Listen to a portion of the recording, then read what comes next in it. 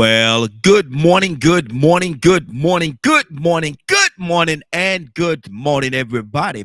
Good morning, everybody. Welcome to another episode of The Morning Glow. Welcome to another episode of The Morning Glow. Got a great broadcast lineup for you this morning, as I hope and I pray that we always do.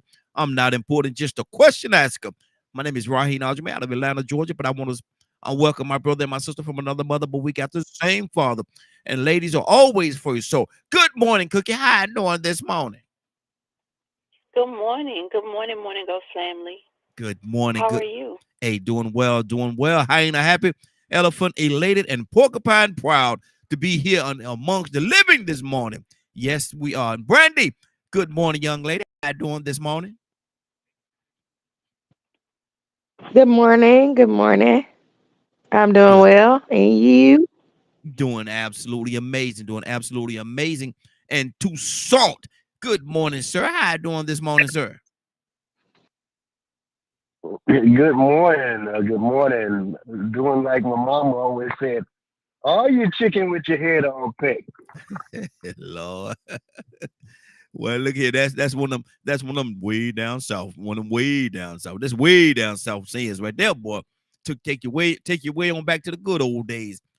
I want to ask y'all a question this morning, and I'm gonna start, Brandon. Brandon, I'm gonna start with you, Brandon. What is everybody Yeah. always talking about they want to obtain the? Everybody always talking about they want to obtain the American dream. They're going to live the American dream, and they live in their life to they live in their life to fulfill the American dream. Brandon, what is the American dream? The American dream is not the American dream anymore.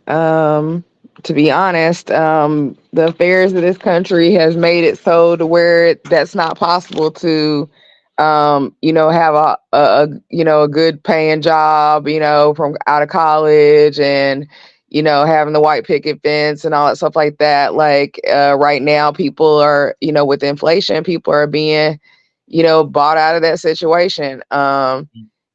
It's kind of gone in reverse. More people are being renters and home buyers. More people are deciding to be, single than actually married or coupled up or and going on bills together. Like it's just a total like opposite wave of what the American dream used to be. Mm-hmm. Now a lot of people's American dream is to leave this country. Wow. Altogether because it's a lower cost and better quality of living in other countries. So Mm-hmm. now you're seeing a lot of people in groves do that, like, or either minimize the life that they do have here in the United States. So it's starting to become like, at what cost do you work so much, to surpass to just to have things, you know what I mean? Just to have Mm-hmm. the tangibles of the American dream. So it's like people are discovering it's not worth working so hard when you're getting paid for so less. Yeah. Yeah. So it's not the same anymore. I was talking to a numbers guy, about a week ago, I think it was, and he said, Raheem, it's amazing how you can make $50,000 and live a certain way and be comfortable, but if you make $100,000, it's like you taking home less money. And Yeah. I was like, what do you mean, man? And he broke that thing down to he said, man, and if you make $50,000, you're gonna bring home this amount of money throughout the Yeah. year. But if you make Yeah. $100,000, if you look at the numbers, you end up bringing home less money making 100,000 than you do make 50,000. And I'm like, man, Yeah. that's crazy. That's Yeah. crazy. Yeah. You're taxed more. The more money you make, the more taxed you are, and then too is the more money you make, the more expenses you go up. And then like right now, it's becoming a divide of middle class. You know what I mean? Like, is it really? I mean, you got to make three times the rent somewhere. Most Yep. of Yep. places now, it's over $2,000 to even stay somewhere decent, Yep. like to where you don't have to worry about if somebody's going to break in your car at night, type of Mhm. place. Exactly. And so like now where it used to be affordable, $1,000, $1,500, that's not even affordable for a single person. Hmm. And that's why I was like, you just have to look at the logistics of everything. And it's if there's adults going back home in groves right now. Yeah. You know what I'm saying? Going back home to stay with their parents. And Mm-hmm. so if you know that to be true, then imagine these young kids in Mm-hmm. their 20s, early 30s. They can't afford a place by themselves. Yeah. They're Yeah. barely out of college or whatever, and stuff like that, and unmarried. You know what I'm saying? Like, Mm-hmm. so I don't blame anybody for doing what they need to do right now, because you might have to kind of rearrange what you thought the American dream was. You know what I mean? Mhm. Multiple streams of income is no longer an option. It's a Yeah. necessity. You Exactly. know, Exactly. so it's like you got to figure out how is that going to work in your dynamic. Maybe it is getting married. Maybe it's just you getting another job. Maybe it's you getting multiple streams of income, things like Mm-hmm. that. Exactly. So yeah, it's just, you just got to rearrange what that looks like for you. For Mm-hmm. me, I know personally for myself, it started to own less.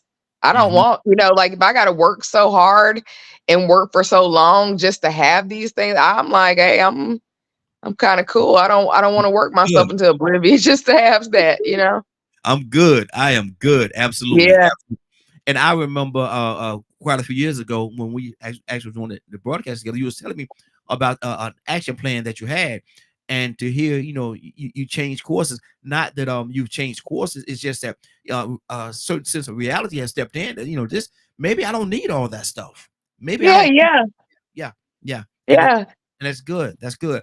Let me go to Cookie. Cookie, what is the American dream? I think the American dream is just to be able to live in comfort, Mm-hmm. without day-to-day stress, Mm-hmm. to not have that anxiety that comes with living paycheck to paycheck. Mm-hmm. You want to be able to live in a comfortable home, not necessarily in a fabulous home, but something comfortable. Yes. You want to be able to have a few coins in the bank, in Mm-hmm. case of emergency. You want to be able to have a little bit of credit in case you need to purchase something. But just to be comfortable, to Mm-hmm. be able to take a vacation, to be able to have moments of leisure. Mm-hmm. I don't think that the American dream is unreachable. I don't think it's unreasonable, and I Mm-hmm. don't think that in everybody's case that it is unattainable. Mm-hmm. Because look at us. We're people of color. Doing okay. Mm-hmm. However, Mm-hmm. we arrived at this point in our lives doesn't matter. We arrived here, and we are to a reasonable extent comfortable. I Mm-hmm. think that's what the American dream is. But also, we have to be mindful that the dream is different to different people. Some people's dream is to own everything, Mm-hmm. to control everybody. Mm-hmm. My dream is just to be comfortable. I think that that's rooted in the American dream, and I'm comfortable here because I was born here. Yeah. So to some degree, some part of me is tethered here because I was born here, but Mm-hmm. also my father, my grandfather, my great grandfather were also born here. So I'm to some degree the work and the tools that they have attached to the fabric of this country. That's partially mine. Mm-hmm. That's my heritage. So I feel some measure of attachment here. I Mm-hmm. don't wish to go anyplace else Mm-hmm. because here I'm a citizen. Someplace else, I'm a tourist. Mm-hmm. Mm-hmm. You could do whatever the paperwork requirements are, but I'm still tethered to this land because I was born here. Okay. I think that we have a lot of work to do in this country, and I think that we are on the precipice of possibly backsliding because the people whose dream differs from ours, they want power. Mm-hmm. They wish to stay in power. It's not enough to control the government. Now they wish to move toward authoritarianism, toward a dictatorship. They wish to not only rule, but to rule with an iron fist, to strip away our rights and to make people property once again. That's their dream. So when we have this conversation, it's important that we quantify who it is that's having the dream, Okay. because the dream differs depending on who that person is with their eyes closed. And you said, and when you was talking, you said that there's a lot of work to do, and I agree with you. There's a lot of work to be done, but collectively as a unit, are we willing to do the work? My answer will always be no. Because I think that you cannot expect people who have suffered some of the things that we have suffered, you cannot expect them to be able to come together without those wounds making that collective effort challenging. Mm-hmm. You're always going to have people who look like us, who should be all for the collective, but some are stuck in the past. We used to do it this way. How dare you attempt to do it a different way? Mm-hmm. There's some people who are stuck in quicksand. We're Mm-hmm. never going to get any better. This is a mute effort. Mm-hmm. Our people are broken. Their psyche is not the same because of the things that they have suffered. We like to think sometimes that we can go through life and experience challenges. Even those who don't have serious trauma, you think that you can listen to the stories of other people and their trauma. You Mm-hmm. think that you can witness, the trauma of others, whether it be through a car accident on the interstate or through something that happened on the news. But the truth of the matter is, for all the trauma that you witness as a spectator, some of that mud gets on you, Mm-hmm. Mm-hmm. and It does. eventually it weighs down the hem of your slacks too. Mm-hmm. Maybe Exactly. not to the same degree as the people who faced it personally, but as a spectator, you get some of that on you. That becomes a challenge when it's time to come together as a collective. So Mm-hmm. what we have to do is enrich and uplift and enlighten one another, support one another. Let me help you, clean your pants off so you have a fresh start. And then Mm-hmm. you in turn help me clean the mud off my pants. Mm-hmm. That's the attitude that we must have. And I don't know that as a collective we have it. So what we have to do is just find like minds, fellowship with those like minds, and build what you can together. Mm-hmm. Hopefully the other people will come around at some point. Even if it's just to knock at the gate and say, I'm hungry, let me in. Yeah. Wow. Wow. That's good. That's good. And there's a lot of work to do, and there's a lot of hope in what you just said. There's a lot of hope. But is there also hopelessness in what you just said? Um, for some people, yes, there's hopelessness, but we Mm-hmm. are also people of faith, and the Bible tells us that one of the things that was left here for us, with the transition of Jesus, is hope. Mm-hmm. Mm-hmm. As a person of faith, one has to have it Yeah. Yeah. because That's that's what good. He left here for you. The Holy Spirit is here to be your comforter, to help you through things. Mm-hmm. That's That good. hope says that you can find pockets, where we can make it work. And in those pockets, we sustain ourselves, but we also help other people when it's necessary. Mm-hmm. When it's necessary. Absolutely. Toussaint, talk to me, brother. What is the American dream? Everybody talk about they want to obtain or have a piece or a part of the quote unquote American dream. But Toussaint, what is it?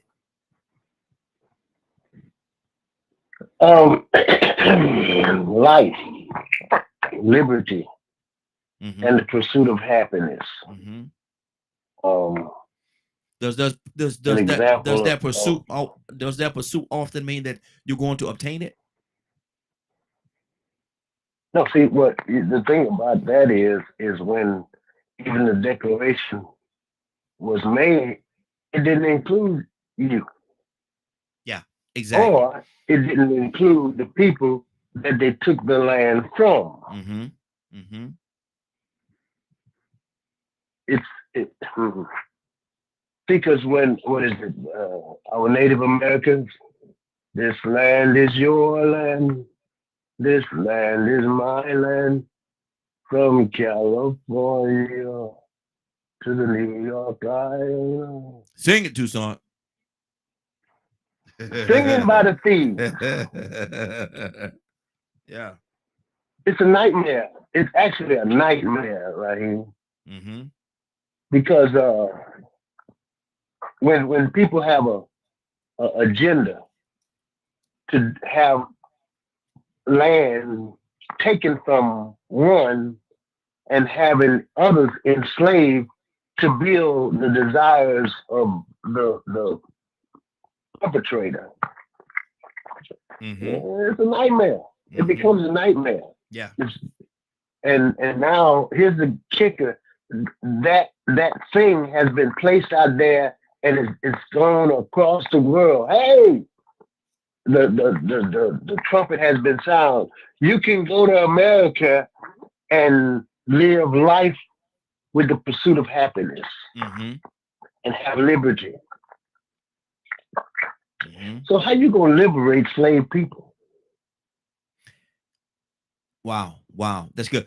Tucson, is the American dream and is the American dream the same for that houseless individual as it is for the rich man?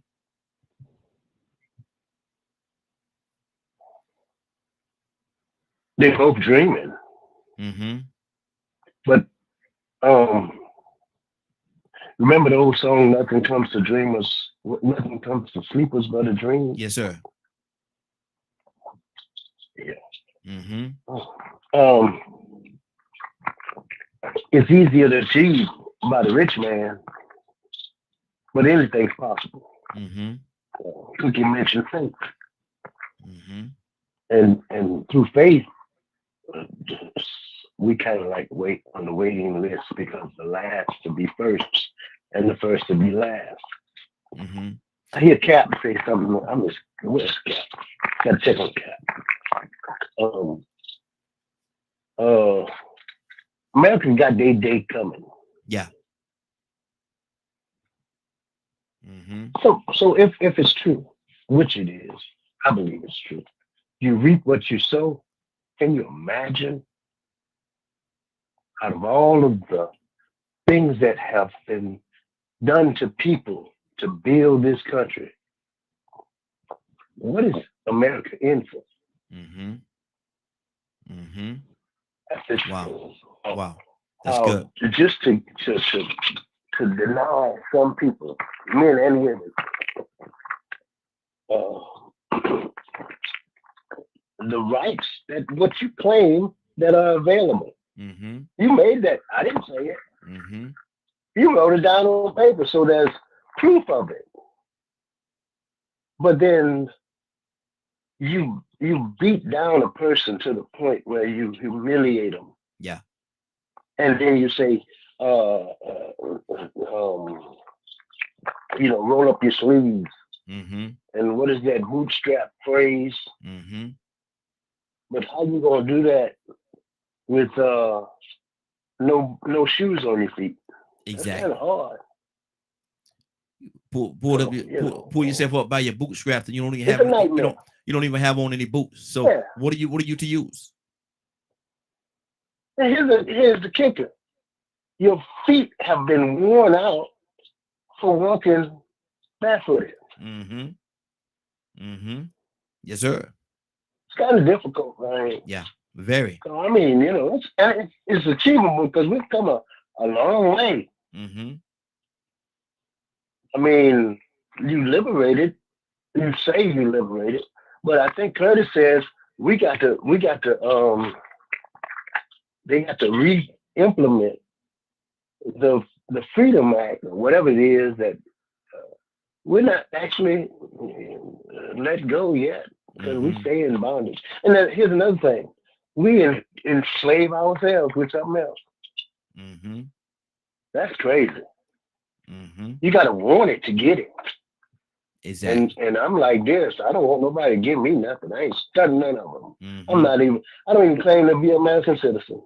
Mm. Really, I don't. I just do me. Yeah. So Yeah. I live life in liberty, Mm-hmm. and I'm pursuing happiness. Matter of fact, go with the happiness. I ain't studying that. Yeah. I got joy. Exactly. Joy, joy in the morning, come for me. Okay. Yes, sir. Yes, sir. Toya with a T. Good morning, young lady. How you doing this morning? Get ready. How y'all doing? Hey, doing good, doing good. Toya, we're talking about everybody want to obtain the quote unquote American dream. They want a piece of the American dream. They want it. They pursue it. They after to get it. They want their piece. They want their slice of the pie. Mm-hmm. But Toya, what is the American dream? It's whatever you want it to be. Do you want pie or cake? Mm-hmm. You want cookies? Eat the cake in the May. Eat the You cake want in the May. donuts? Eat the cake. It's up to you. Mm-hmm. But at the end of the day, why you want to eat somebody else's pie that they made? Mm-hmm. Mm-hmm. If you want a piece of the pie, but you got it twisted thinking that you can get somebody else's pie. It don't go like that. You need to make your own pie. You need to get your own ingredients. You need to produce your own goods. And when you get a slice of that American pie, that's the pie that you made, not nobody else's. We got this twisted talking about, oh, I want a slice of the pie, but you don't want to make the pie.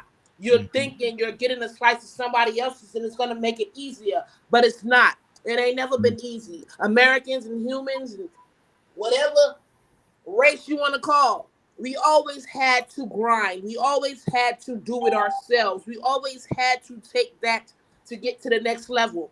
And most of us, we want the pie, but don't want to bake it. Mhm. You want the pie, but don't want to buy the ingredients. You want to go to each person's house. You want to borrow a cup of sugar here, a couple of cherries there, a couple of flour here, there, to make your pie.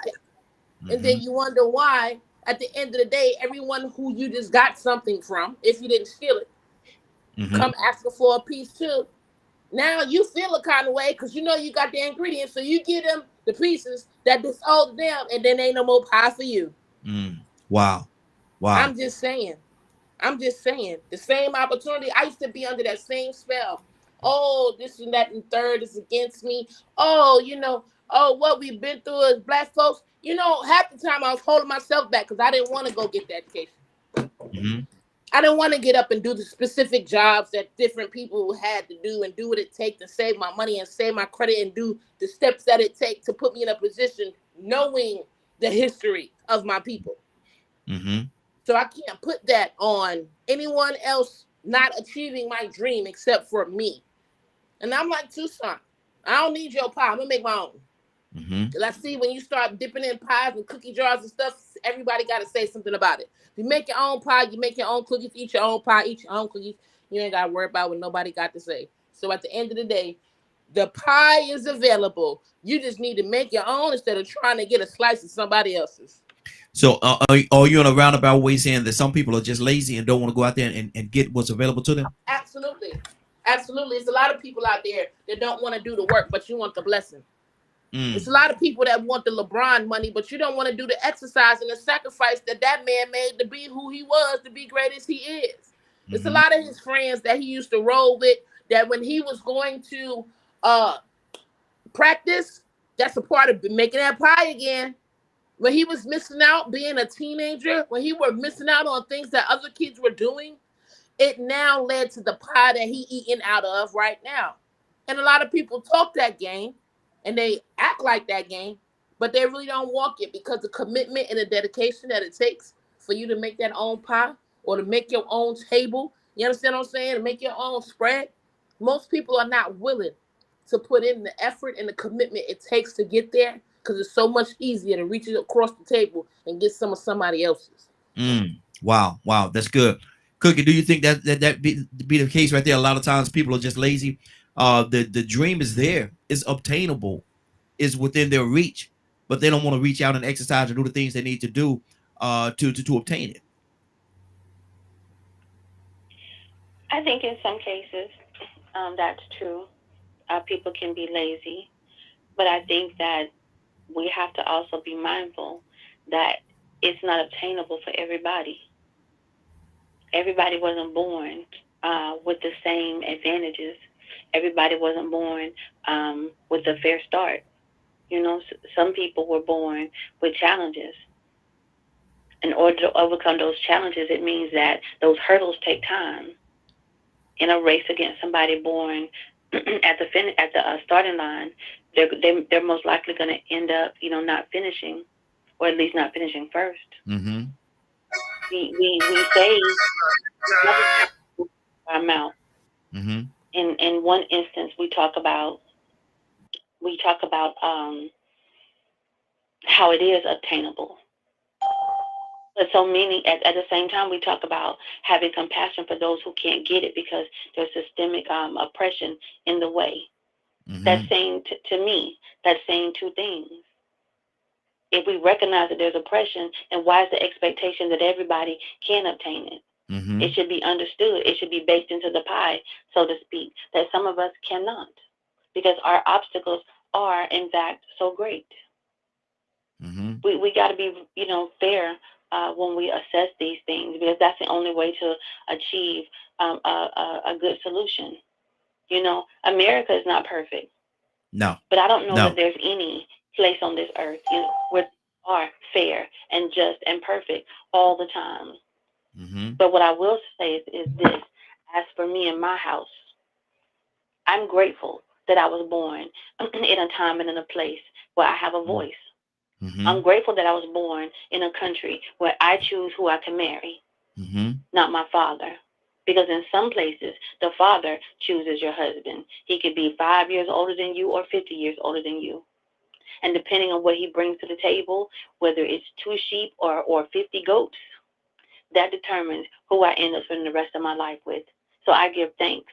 I can worship how I want. I give Mm-hmm. thanks for being born on this soil, no matter its challenges. I Mm-hmm. was born here into a family where I know who they are. I know who my grandfather is and my father and my great grandfather. Mm-hmm. They have enveloped me in their family and given me love and tenderness and kindness and love.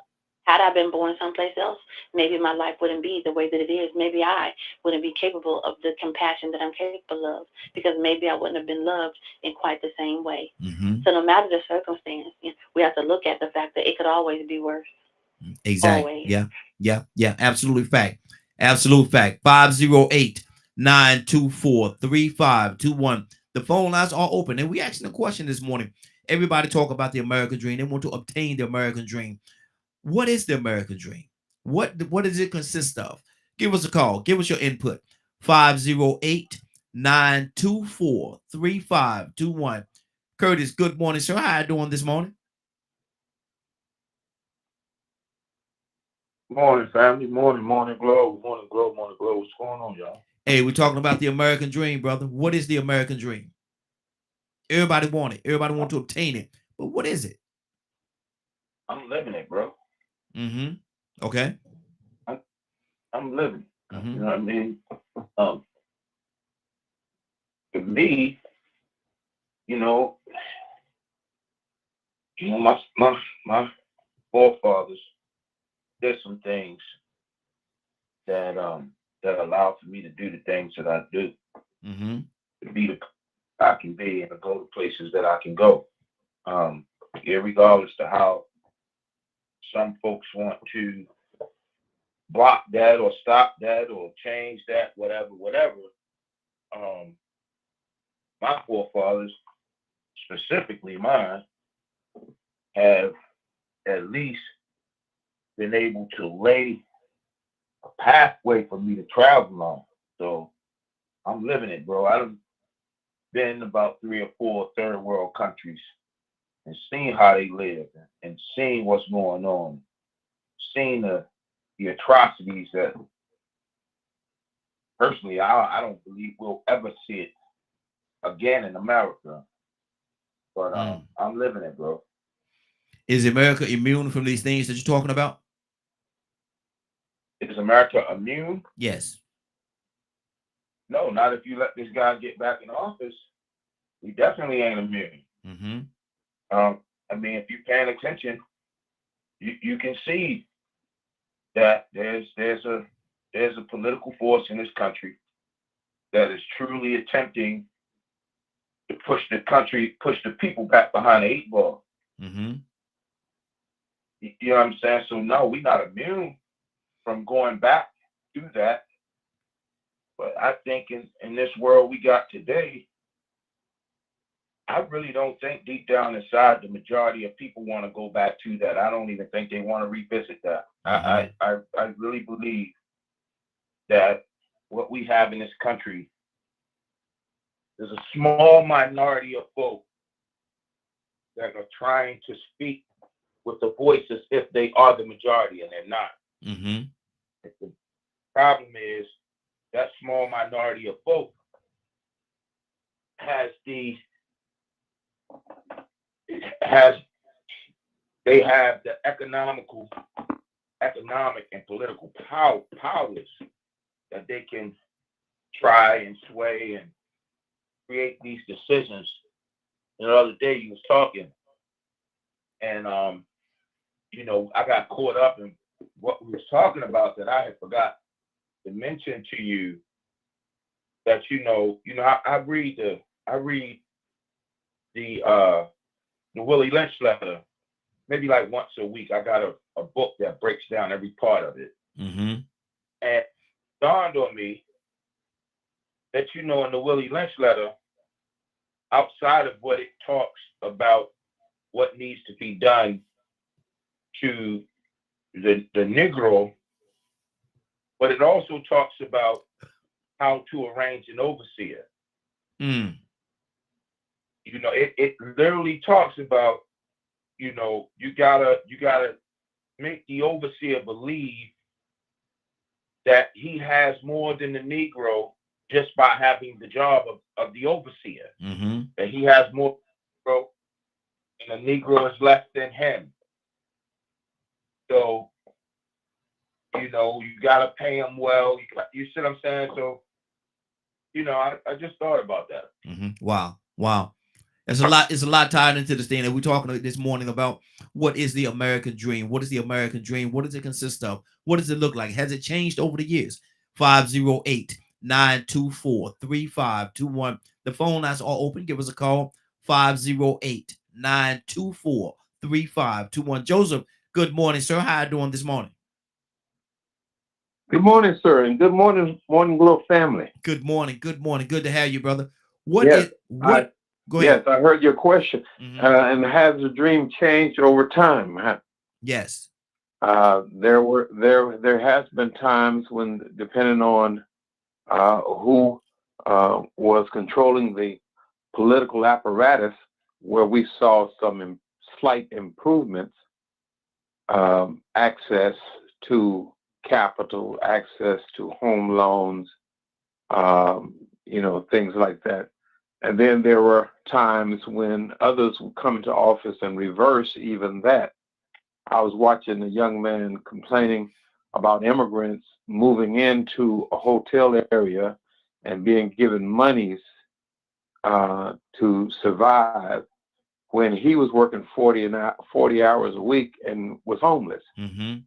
And he was angry because the immigrants were being treated better. And even in Chicago, some of the people there were angry because immigrants are being treated better than the black people in that area. So the American dream it sometimes is in sight, is in reach, and then sometimes it's moved out of reach, just out of reach. Mm-hmm. With the rising cost of rents, for instance. I mean, you can't even work one job and maintain your rent at this level. Yeah. So, the American dream, and it ain't always because someone is lazy. Mm-hmm. We have had to contend with these forces since we've been here. I mean, if you're in Atlanta and you look at you look at Interstate 75 and 85, notice that it runs right across Sweet Auburn Avenue. Yeah. And Edgewood Avenue. Mm-hmm. And when you get off, if you're coming from the airport direction, when you get off, to the right, you have the King Center, Ebenezer. Mm-hmm. And to your left, you have Big Bethel and I think the Atlanta Life building, which that whole street was a thriving black community. Yeah. Wealthy black communities. I mean, money flowed up and down that street, Sweet Auburn. That's why they call it Sweet Auburn. Sweet Auburn, yes. Avenue. Yes. Mm-hmm. But those with power sought to break up that sweetness by running that expressway right down there in the middle of it. See that, but they do this in different places. Go to any major city and you'll see the same repeat. So we have to stay vigilant, and we have to make the American dream work for us. It's work. It's daily work. It's a struggle. Mm-hmm. So I'm enjoying some of the American dream. When I was in the Army, the Army paid for my education. I was able to get free education, but it wasn't free really because I paid taxes too. Yeah. Before I went in the Army. Mm-hmm. So it's my tax money, the same money that we send into to Israel to commit genocide against the Palestinians, my tax money. Mm-hmm. So so in the military, I had access to, higher education. But that was to the betterment of my whole society. Since I got that, I was able to come back to my community and work and labor and help, and help to make life better for my people in my community and for the whole state, really, or the whole county. Mm-hmm. So it's American dream, and you got to look at it for what it is, and you have to realize that our ancestors and us, we all have to struggle. We still have to struggle. Mm-hmm. Wow. That's good. That's Yeah. good. Captain Leonard, good morning, sir. How you doing this morning? Good morning, Raheem, and the Morning Glow family. Man, we're talking about the American dream and how everybody want to obtain American dream. People travel many miles, many different ways to get here so they can have and obtain the quote unquote American dream. But have that same dream to some individual become a nightmare. What do you say to that, Leonard? Well, I don't like to call it a dream at all because it is a reality. Mm-hmm. So it's not a dream.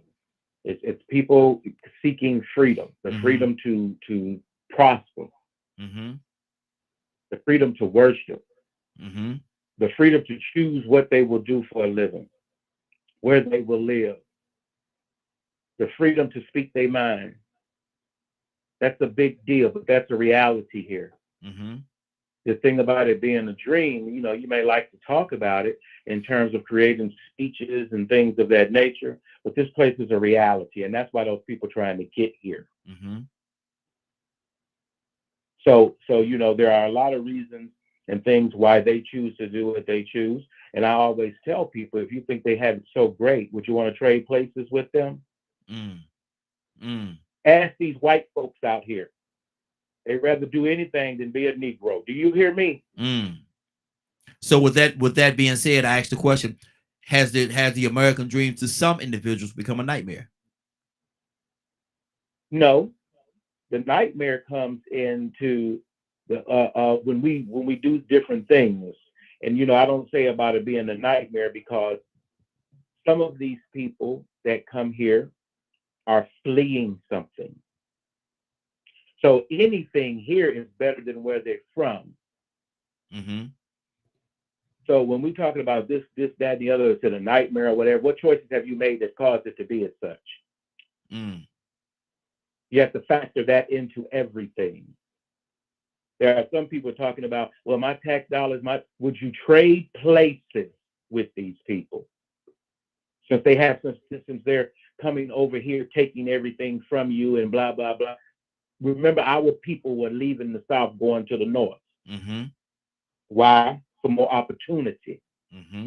Fleeing Jim Crow and all those types of things.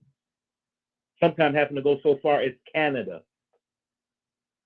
So this is something I believe that a lot of people in that instance, Leonard, in that instance, and you say they was fleeing the South, going up to the North, and they was doing these different things. I asked the question again, why they were fleeing, going from one place to another place, sometimes, like as in your words, going as far as Canada. Were they trying to escape the nightmare that they was living at that particular time to obtain a better for themselves? I don't like using the word nightmare. It was their reality. Sometimes reality is a nightmare, they dreamed about. They were fleeing a reality, a reality of persecution. So I always, when I'm trying to, I can't remember really how it was referred to when I was younger, but I never coveted another person's situation because that came with a lot of things that I didn't factor into their situation. If you're so, like, people have the same feeling about people here on welfare.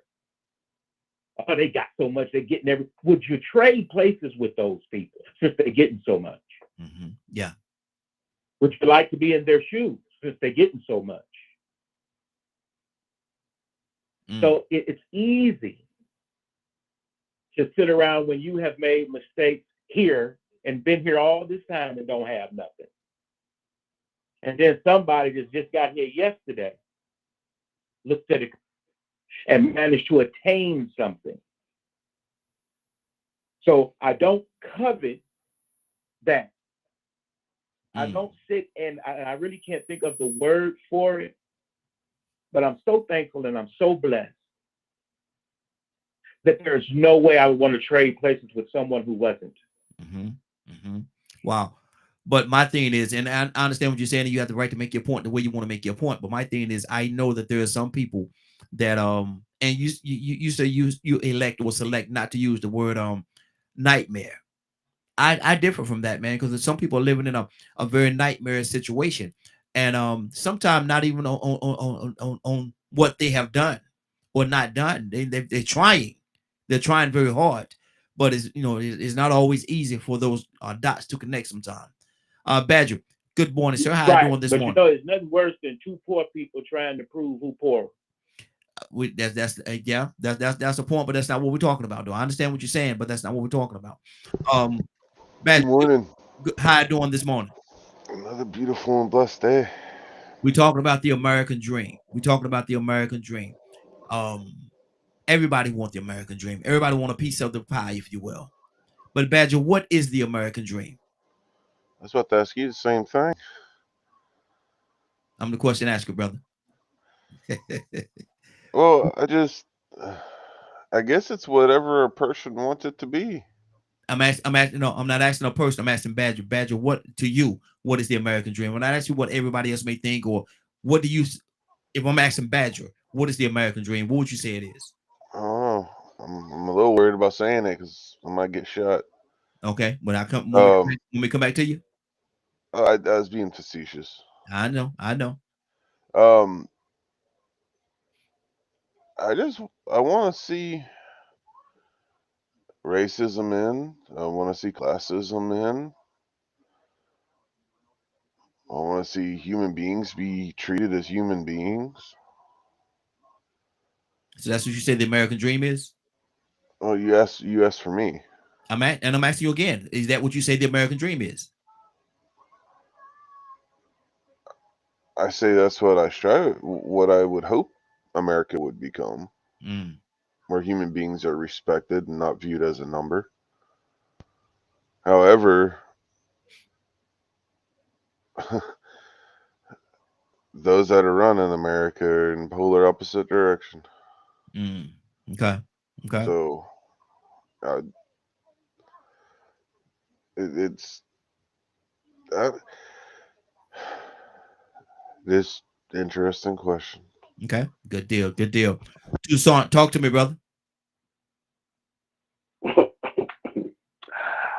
Wake up, everybody. No more sleeping in bed. You better wake up. Better wake up. Because dream is, Lord have mercy. I don't dream nobody else's dream. Stop it. That's somebody's dream. What they defined America's dream at. So I don't, no. Get on away from me with that. Because it's almost like I got to do what you do to obtain it. And the playing field is not level. And I'm not looking to have what somebody else has got. Come on. You said, or this country said, it's in the Constitution.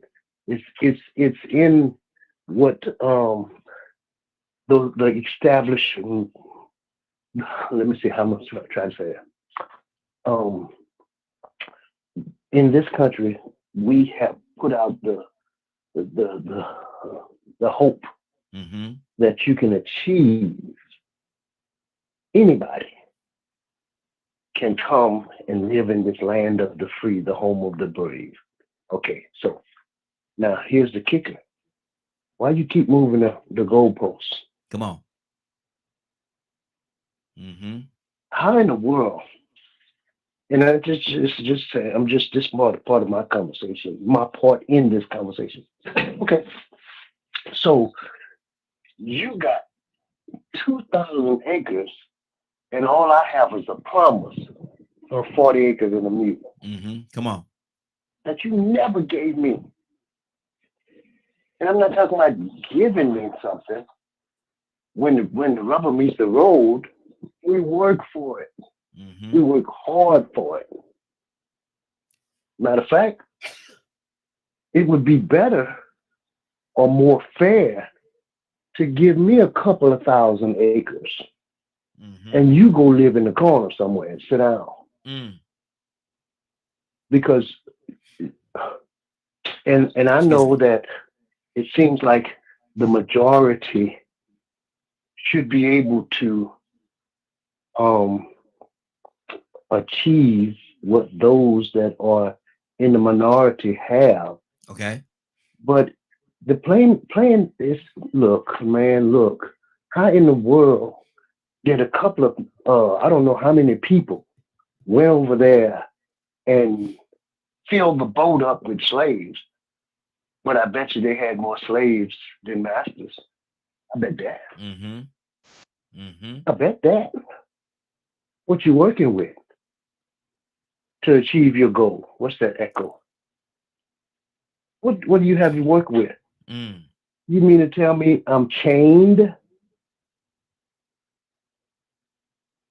And you have made life fearful because you separate my family. I'm devastated with the loss of. I don't even look, man. I don't even the child that I'm just talking about the enslaved people. The child that me and I'm putting myself in their place. Okay. The child that me and my wife have bared. I don't even know where they are. Because you took them through the night or in the middle of the day. Yeah. And then you got us working in the field, and then you called my sisters, and then you raped them. And then you at the same time write a document that tells me what I can achieve. Get the heck out of here. Wow. It's a lot, man. And we're still dreaming. You still got us dreaming. And Martin Luther loved him to death. Have we entangled ourselves, white man and black man, the rich man and the poor man? Are we arm in arm singing We Shall Overcome?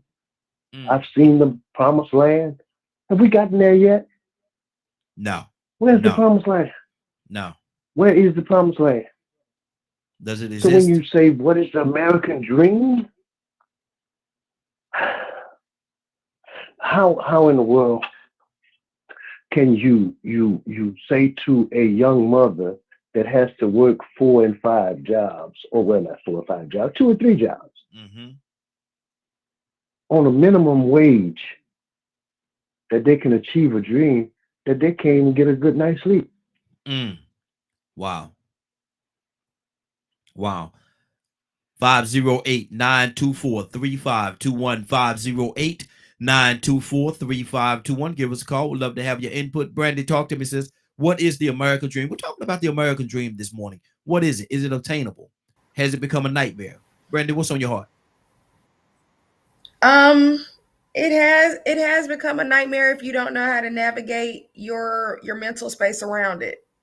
It's just that we're coming into a new era of ways and things of doing things. So you just got to be innovative in knowing how to do so. So that's why I was saying, like, staying up with the times, being versed with AI and technology and things like that, knowing how you can use that as resources to create multiple streams of income.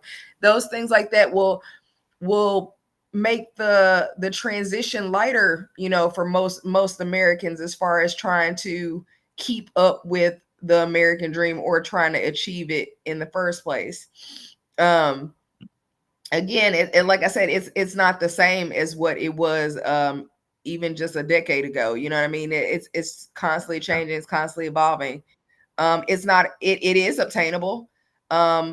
I have friends that are barely making $500 a week, and I have friends that are making $60,000 a month on TikTok. And it's just the only difference between the two of them is their mindset and their ability to go ahead and get out there and just do it. You know what I mean? So it's about how bad do you want it now? You know what I mean? The goalpost has been moved.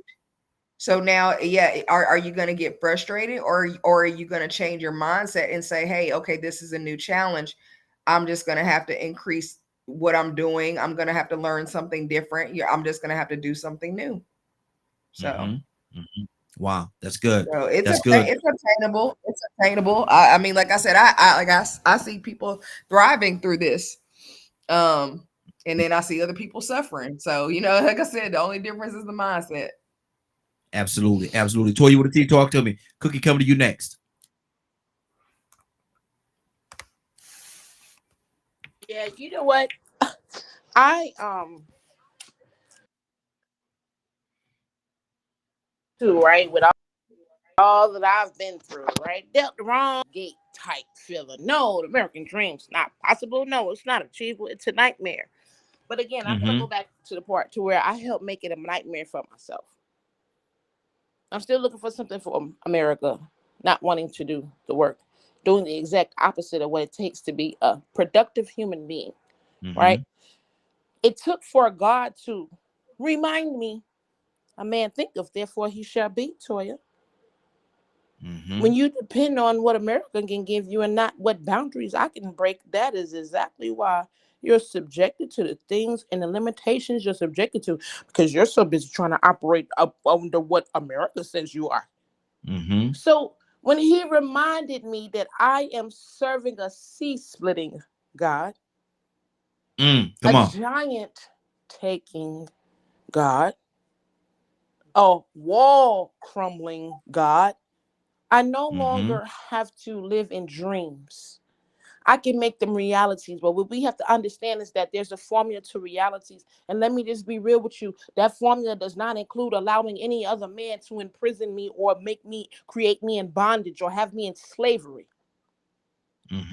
It does not, it has nothing to do with that accomplishing and achieving my dreams. And now that I'm woke, because see, all of that was just smoke from the devil trying to make me, oh, I can't do anything. No, now I'm about to break boundaries. There's nothing that no man can say on this earth, not a pharaoh, not a president, not a white man, not a Latino. It doesn't make a difference. There's no human being that can walk on this earth and make me inferior anymore, because God has already reminded me who I need to be operating up under. And let me show you what he used to me.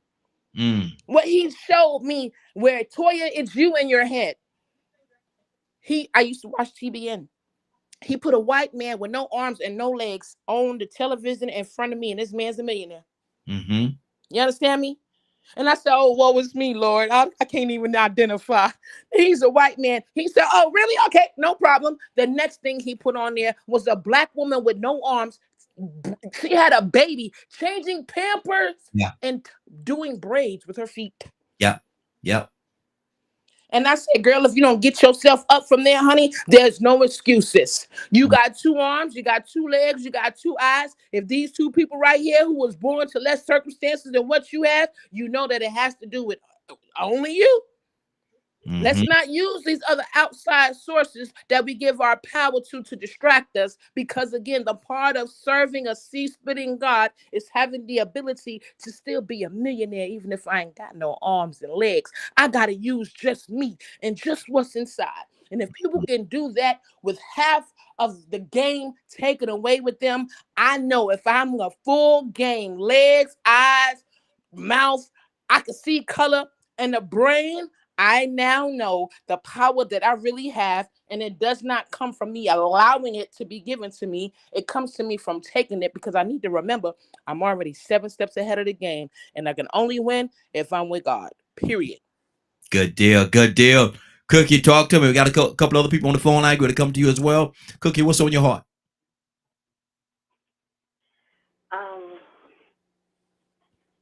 Again, my position. I just wish that we We'll use what we have. Mm-hmm. In America, there's an attitude of excess. No matter what we have, it seems that we always want more.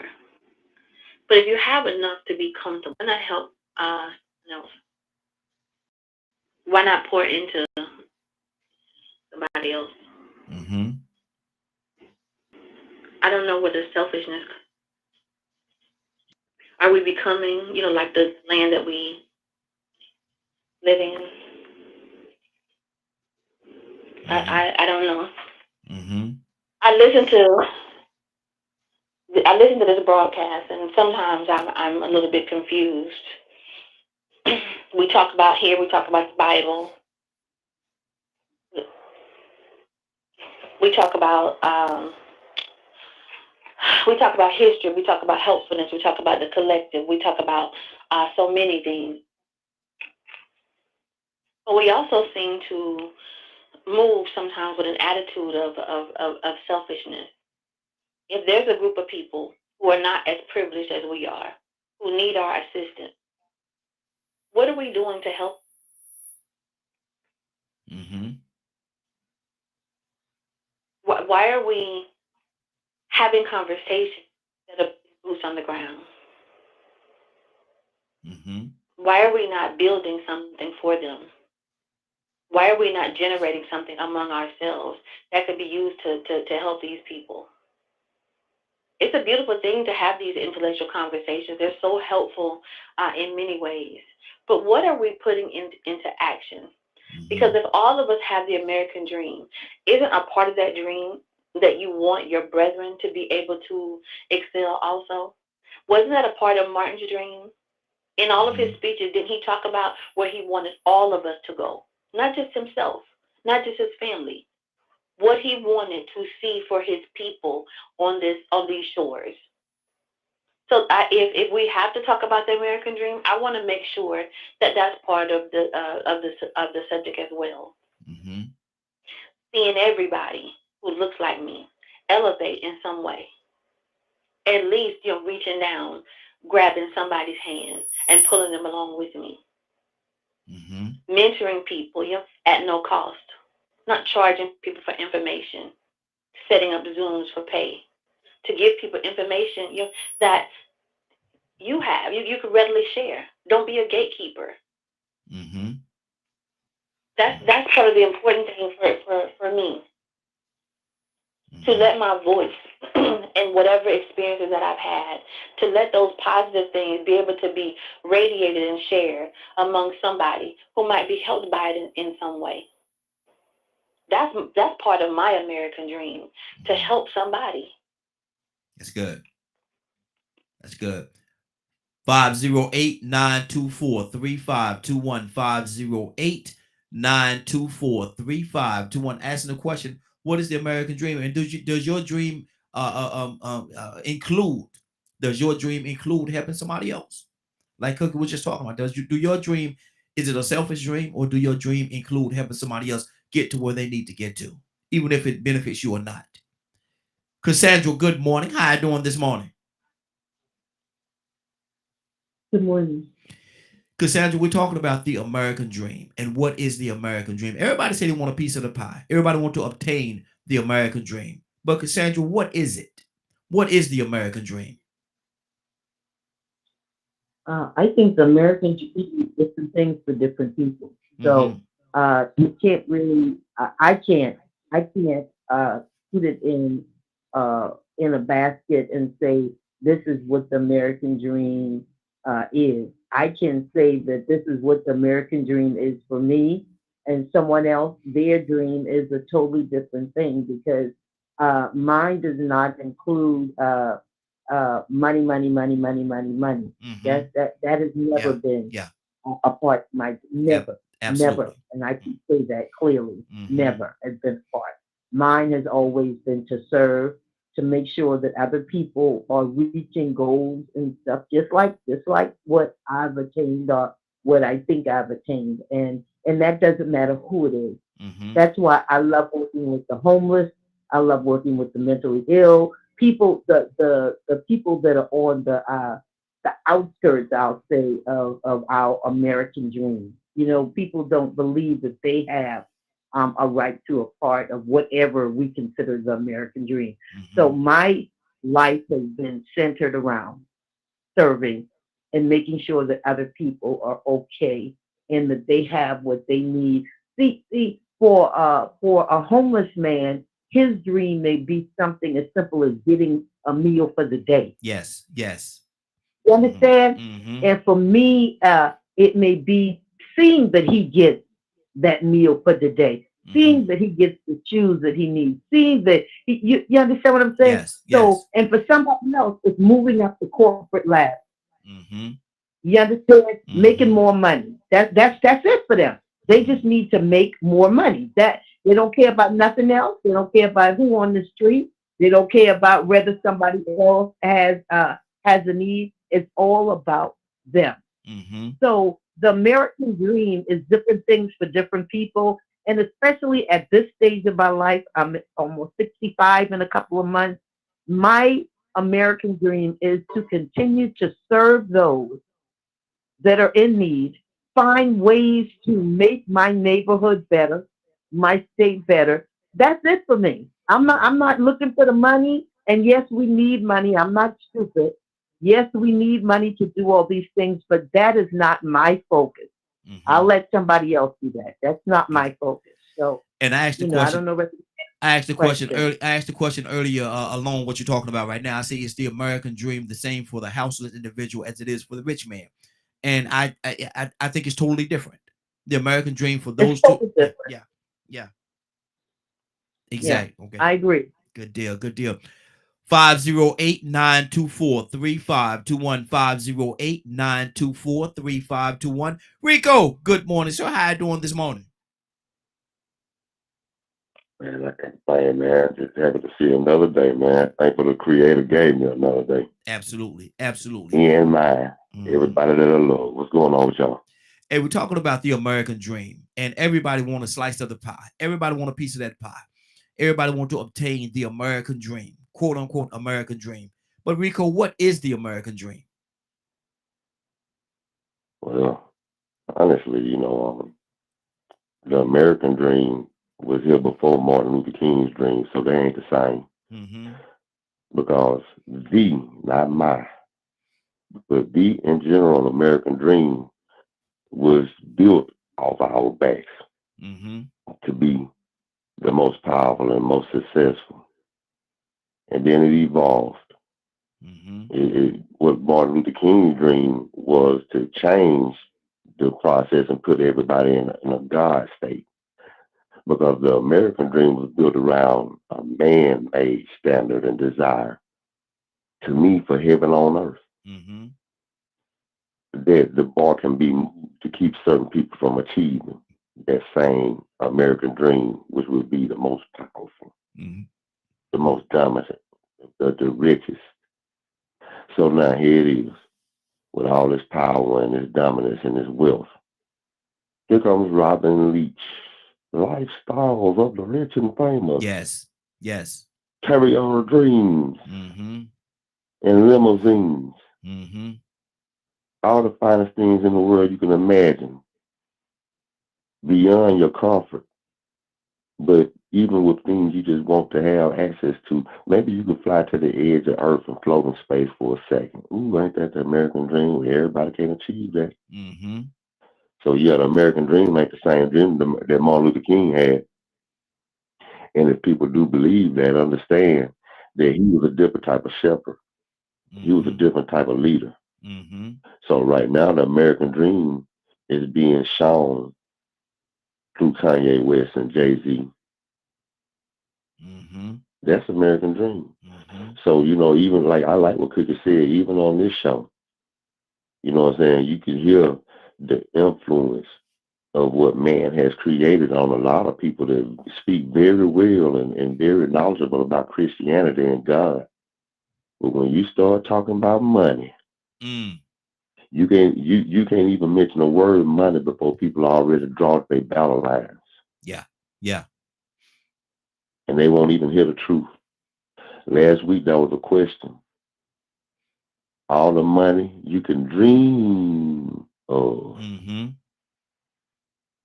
or absolute peace. Didn't mean you had to be broke. But just the audacity of you questioning money against anything else. Oh my God, you got to be a fool not to choose all the money you can dream of. Yeah. Over absolute peace. Yeah. Yeah. Over us Christians. God, God, God. Until you leave them alone, because they're only thing getting that money. They just making money. Leave them rappers alone. They just making money. They doing good. They're providing a life for themselves. They don't have to ask anybody for anything. Yep. They have accomplished success putting out music that promote killing each other and going to prison. So yeah, the American dream, man, has been tainted by the desire or the lifestyle of the rich and famous. And it was like that from the beginning, because with wealth comes power. And America always have wanted that. Wow. And so that bar is going to be moved. And the minute we want that bar, then we absolutely become blind to what Martin Luther King's dream was, because it definitely was not the same. Exactly. And I'm gonna give the number once more 508-924-3521. The phone lines are open. Give us a call. We'd love to have your input. Joseph King said in one of his speeches that he believed. Joseph, you there?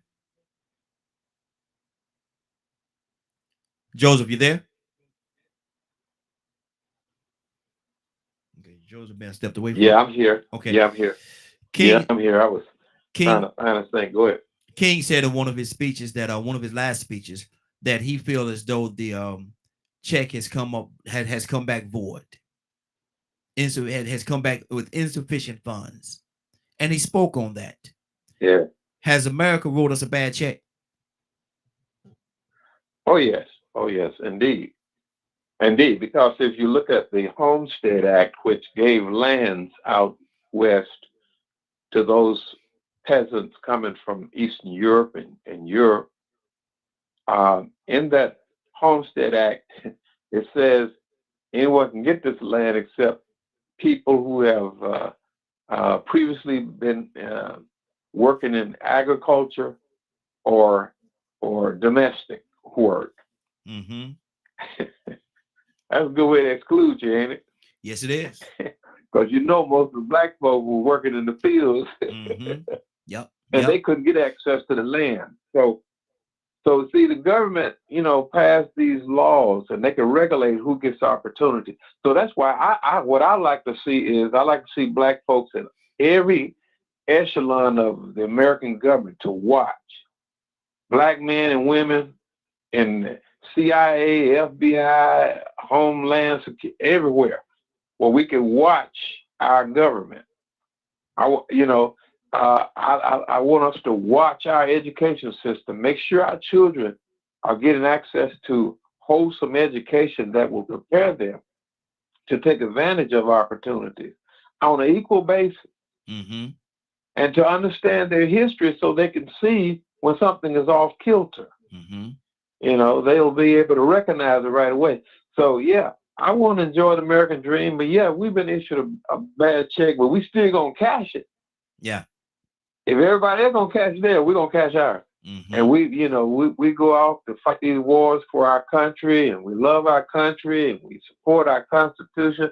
But in fact, we support our Constitution more than other folks because we didn't go and attack the Capitol. Yeah.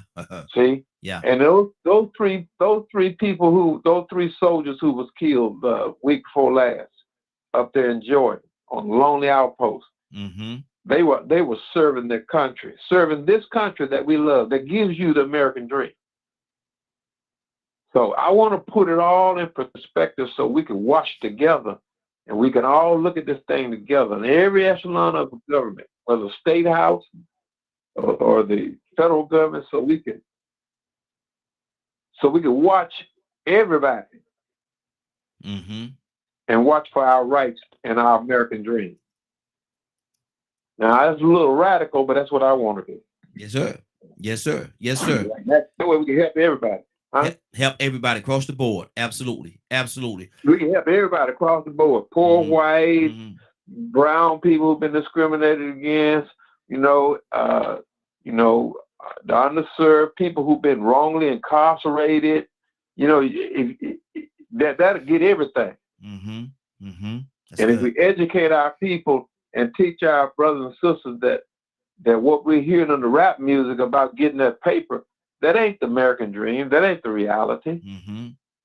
If you get all that money and you ain't got no brain and you ain't got no spirit, you ain't got no soul, you won't know what to do with it no way. You'll be like the boy down there in jail now fighting RICO charges.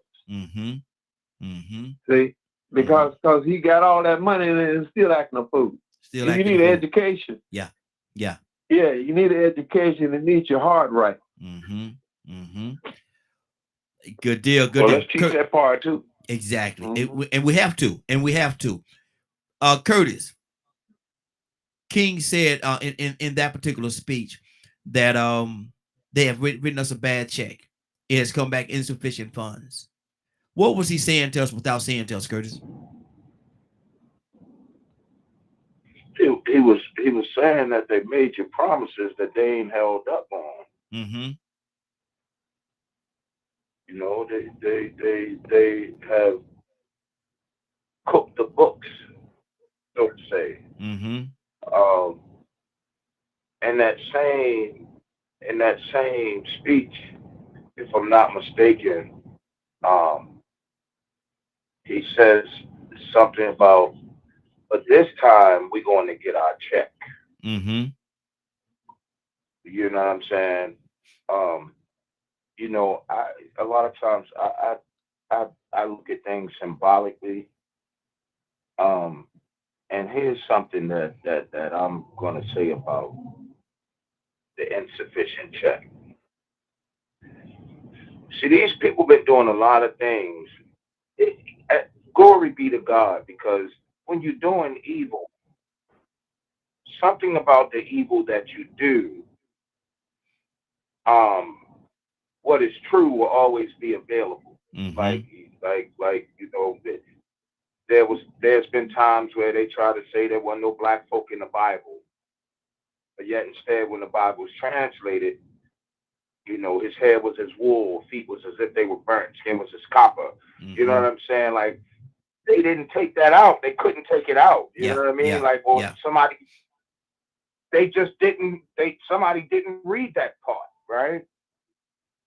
What I like to say about the insufficient check is, in terms of that, you know what they did? They gave us an insufficient check, but them dummies ain't even have enough sense to know, don't put the real account number and routing number on the check.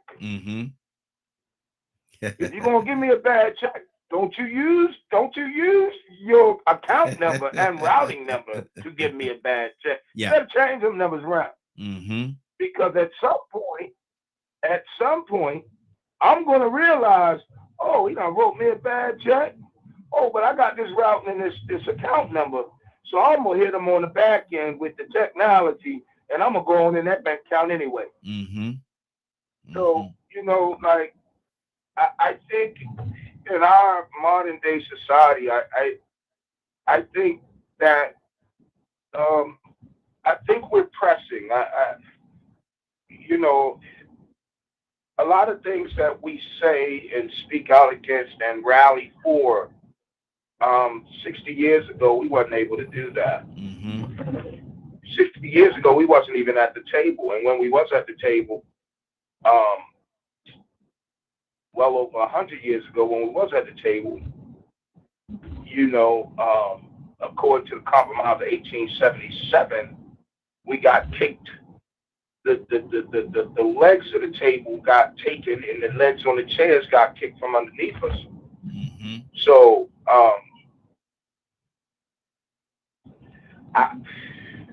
the bad check is definitely prevalent. Like, just see it.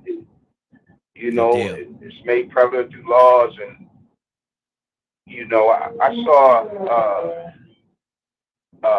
John Stewart was sitting with his writing team, and he said something right here, Mm-hmm. and I just saw this day before yesterday. It was out the day before yesterday or Sunday. He said something that was so powerful and true that even the white people sat at the table couldn't deny it. Mm-hmm. He said, how long are we going to continue to ask a group of people to do 5 times what is necessary for us to do once? Mm-hmm. And that thing, it rattled my spirit, because when we try to do or move to do, we gotta be,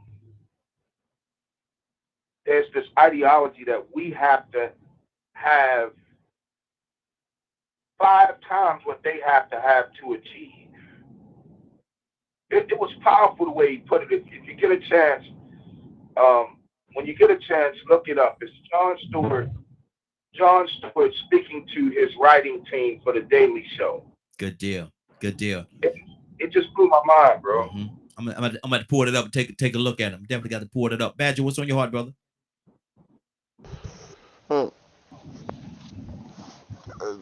Sometimes I just find things interesting, and I've always wondered what the definition of the American dream was. Mm-hmm. Because I know it can be it can be very dependent on each individual, as all things are. So, however, I guess the most common I've heard is money. And there's a video I shared with you.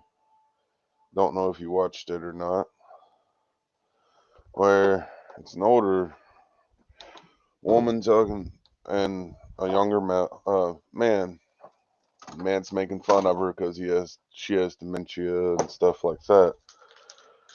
But it goes on to say that sometimes the devil will make you comfortable so you don't reach out for God. Wow. It's should be in your messenger. Mm-hmm. But I think it very much applies, because I do my best to live as I'm supposed to live as a human, and when things are provided, it's my responsibility to use the things that are provided to make sure I'm taking care of my family. Mm-hmm. Mm-hmm. However, it's God's work. Mm-hmm. I work very hard to stay away from that the word I. Mm-hmm. Okay. So it's, for me, talking about the American dream, I guess, is hope in America would be what even Jesus would want to return to. Mm-hmm. That's good. That's good. Toya with a T, talk to me. Hold on, Kirk. Toya with a T, talk to me, sis.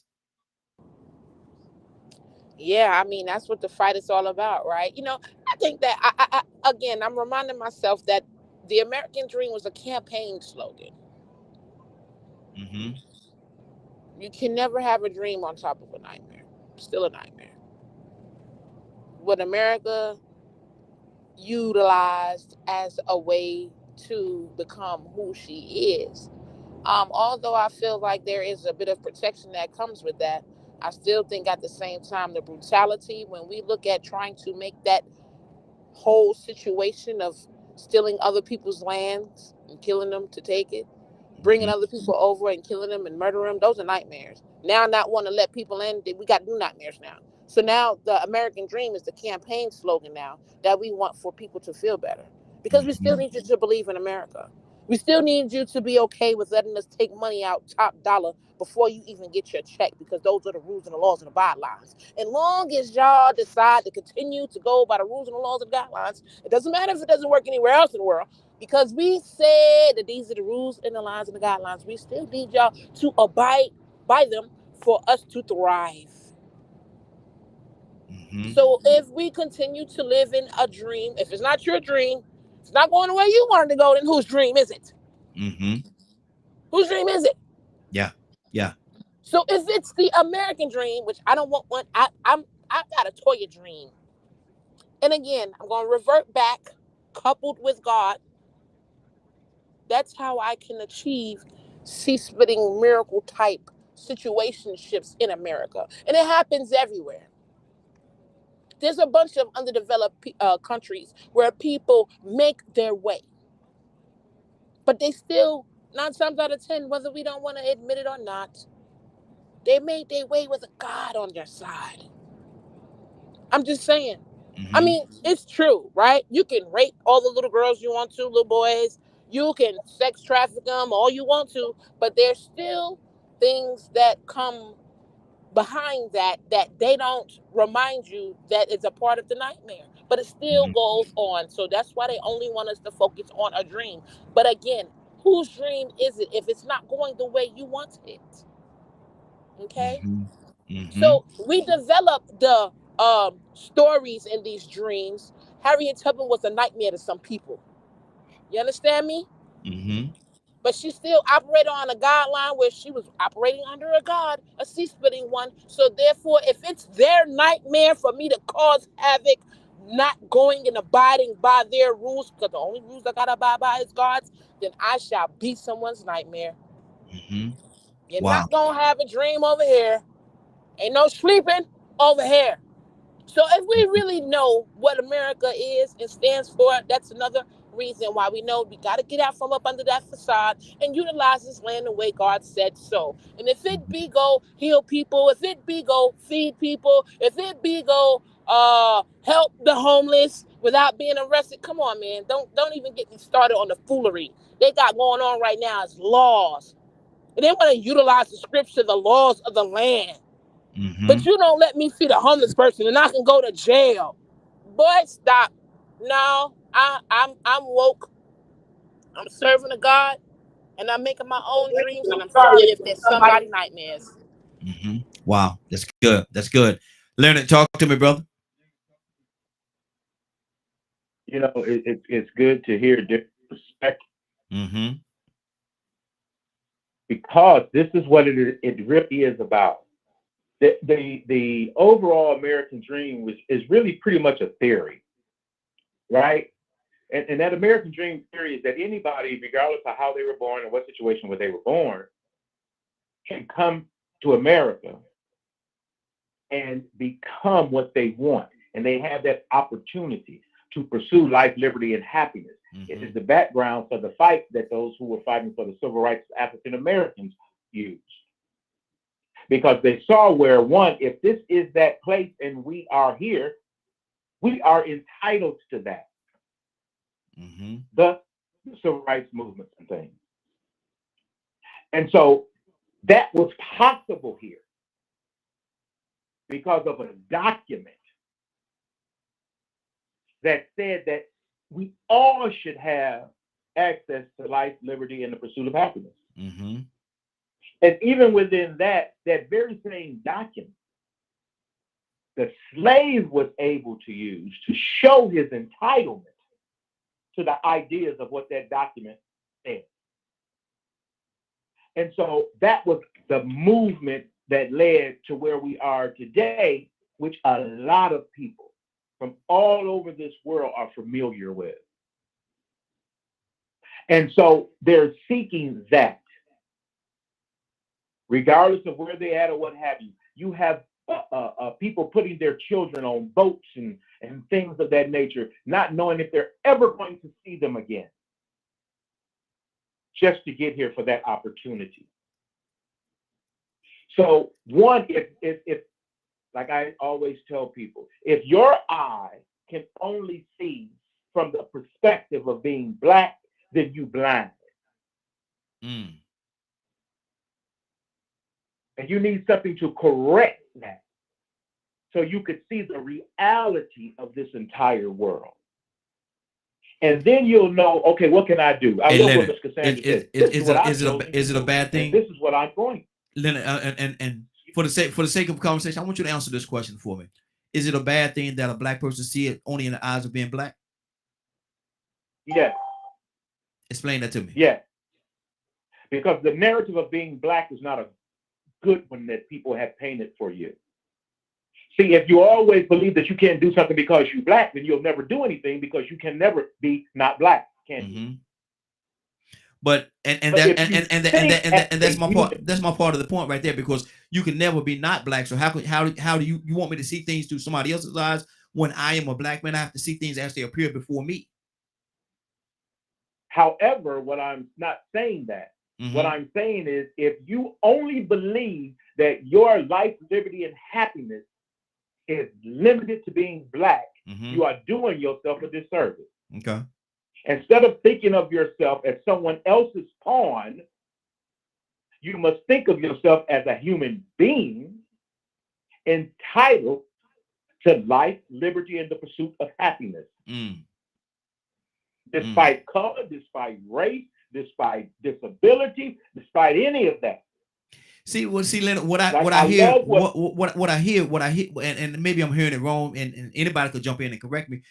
But what I'm hearing is almost like you're saying, ignore the very thing that they're using against me because of the fact that I'm black. You're telling me to ignore that and don't look at the fact that I'm black and do everything else and think of yourself as a human. They're not looking at me, and I say me, I'm just using it as an example, but they're not looking at me as being a human. They have never treated me as being a human. They put all the obstacles and barriers before me that would not allow me to obtain the things that I'm trying to obtain. But you're telling me to ignore those things that they're putting before me and just look at the fact that you are a human. Yes, I am a human, but at the same time, that has nothing to do with the barriers that they're placing before me. That's a great point, Raheem. And I won't let it finish, but I want to add this to what you said. We were forced to look at things through black eyes because we were disallowed access to resources, and we just wanted the rights that an average human should have. It wasn't that we wanted to look at it through a black eyes. We had no choice because they told us no blacks allowed. Yeah. May I? Absolutely. Go ahead. I just wanted to make one statement. I don't know how to look through anything other than lens of being black, because our blackness enters the room before we do. Our blackness enters the room even before our humanity does. Yeah. Amen. And so that was the whole purpose of the civil rights movement. That was the entire purpose of the civil rights movement, because we had to look at it from the black perspective. Nobody else cared about it or even wanted to. I put it to you this way: everybody denied us because of our blackness. They had no choice. We had to fight it from the black perspective, from the black point of view, because they made that black point of view the reason why we couldn't have or didn't deserve. Wow, Leonard, we stepped into your time. Go ahead, brother. I'll come. Well, I mean, it is up to everyone to choose their own perspective.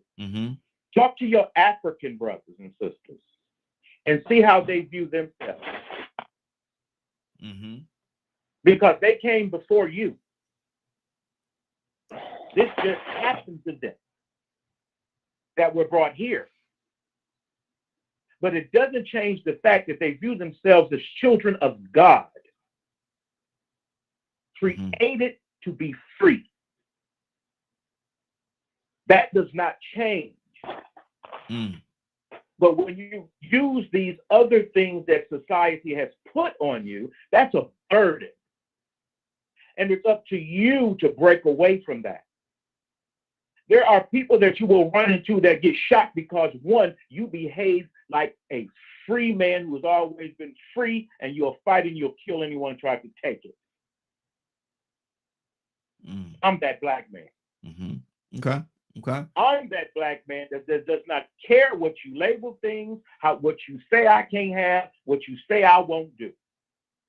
It's not up to you. And a lot of people are telling someone else's story. And this is why I do not like exploitation of our history. Because if you relegate yourself to a white man's world, and that's all you are, dig your own hole. Because that's where you should be. Wow. Okay, Curtis, I think there was Curtis about to say something. That was me. Okay, go ahead.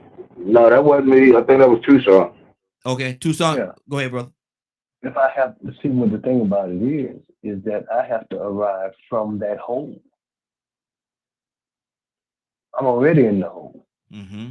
Not discrediting what's said, but I don't stand at the top of the mountain saying I'm trying to achieve. I'm in the hole trying to get it. I'm kind of like Joseph. I know the possibilities of me being in the palace, but here's the thing. When I walk through the door, I have to say, here you go again, seeing me as a black man, not as a man. Mm-hmm. And I'm not using that as an escape, but you are. So now, instead of just walking like a normal person, I have to have this sort of defense. I have to maneuver. I have to be twice as good as you, and all you have to be who you are. Mm-hmm. Okay, here's the thing. I walk in the door, and my father has no pull. Yours have ill-gotten gain, and you on the top of the corporate ladder, if it's the corporate ladder, or the business realm, whatever it is. You get hired because of Uncle Billy. Mm-hmm. And me, I don't have anybody there. So I have to go by what I earned, and I know. Me, myself, I'm kind of at my point in life, I'm walking down the corporate ladder. I'm not trying to rise above the corporate ladder. The heck with that. Mm-hmm. I ain't studying that. I've been there, done that. Yeah. I ain't studying that. Yeah. So I'm doing my own thing. I'm trying to make my money count for me. Not trying to make no money. I'm trying to make it happen. For some people, it's already happening. You mean to tell me that you born with a silver spoon in your mouth, and I can't even get a plastic fork? Wow. Come on. That's good. Cassandra, talk to me, Cassandra. Come on. Yeah, I wanted to just sort of get back to the term you use, the American dream, right? Yes. The gentleman that actually coined that phrase was a gentleman named James Truslow Adams. And his definition, this was in 1931, he wrote a book. And his definition of the American dream was a dream of a social order in which each man and woman shall be able to attain the fullest stature of which they are capable, and to be recognized by others for what they are, regardless of the fortuitous circumstances of birth or position. Now, does that sound like what the black man has experienced in America? No, not even close. No. But the term came. See, we weren't even considered citizens or anything else for a long time in this country.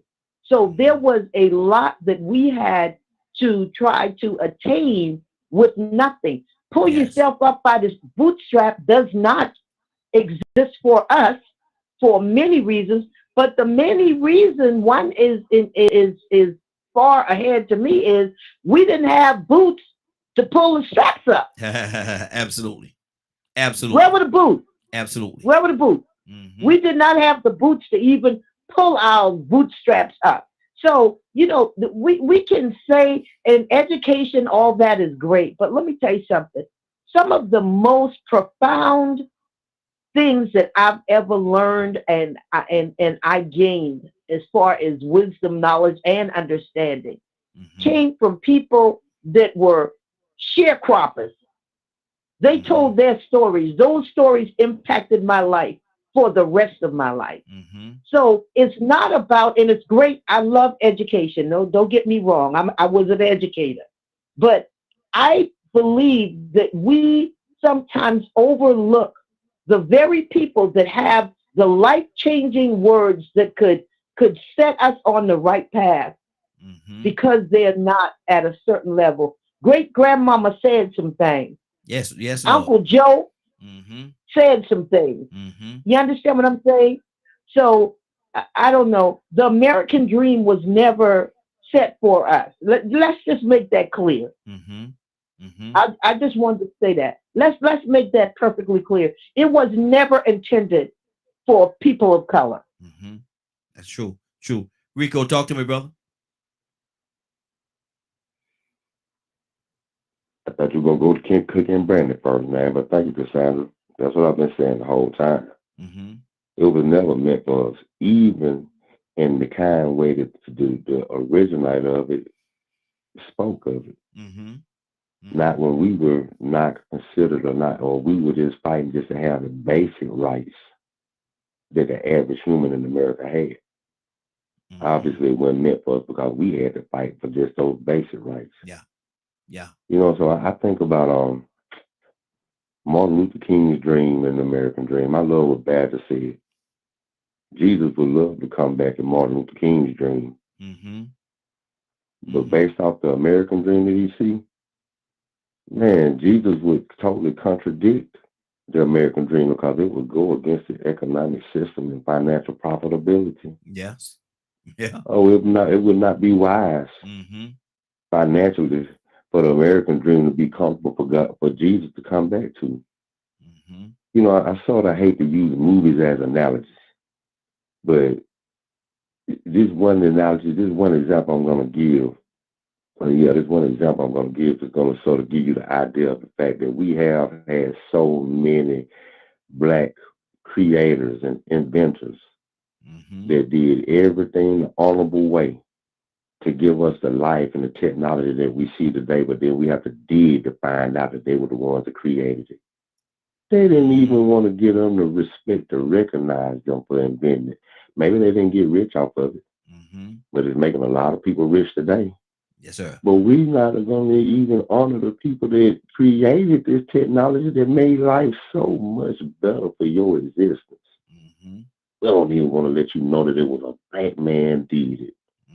But you expect us not to look through black eyes when those people were fighting just to be respected and recognized for their accomplishments, not rewarded, but just don't steal my technology, don't steal my idea, don't steal my invention.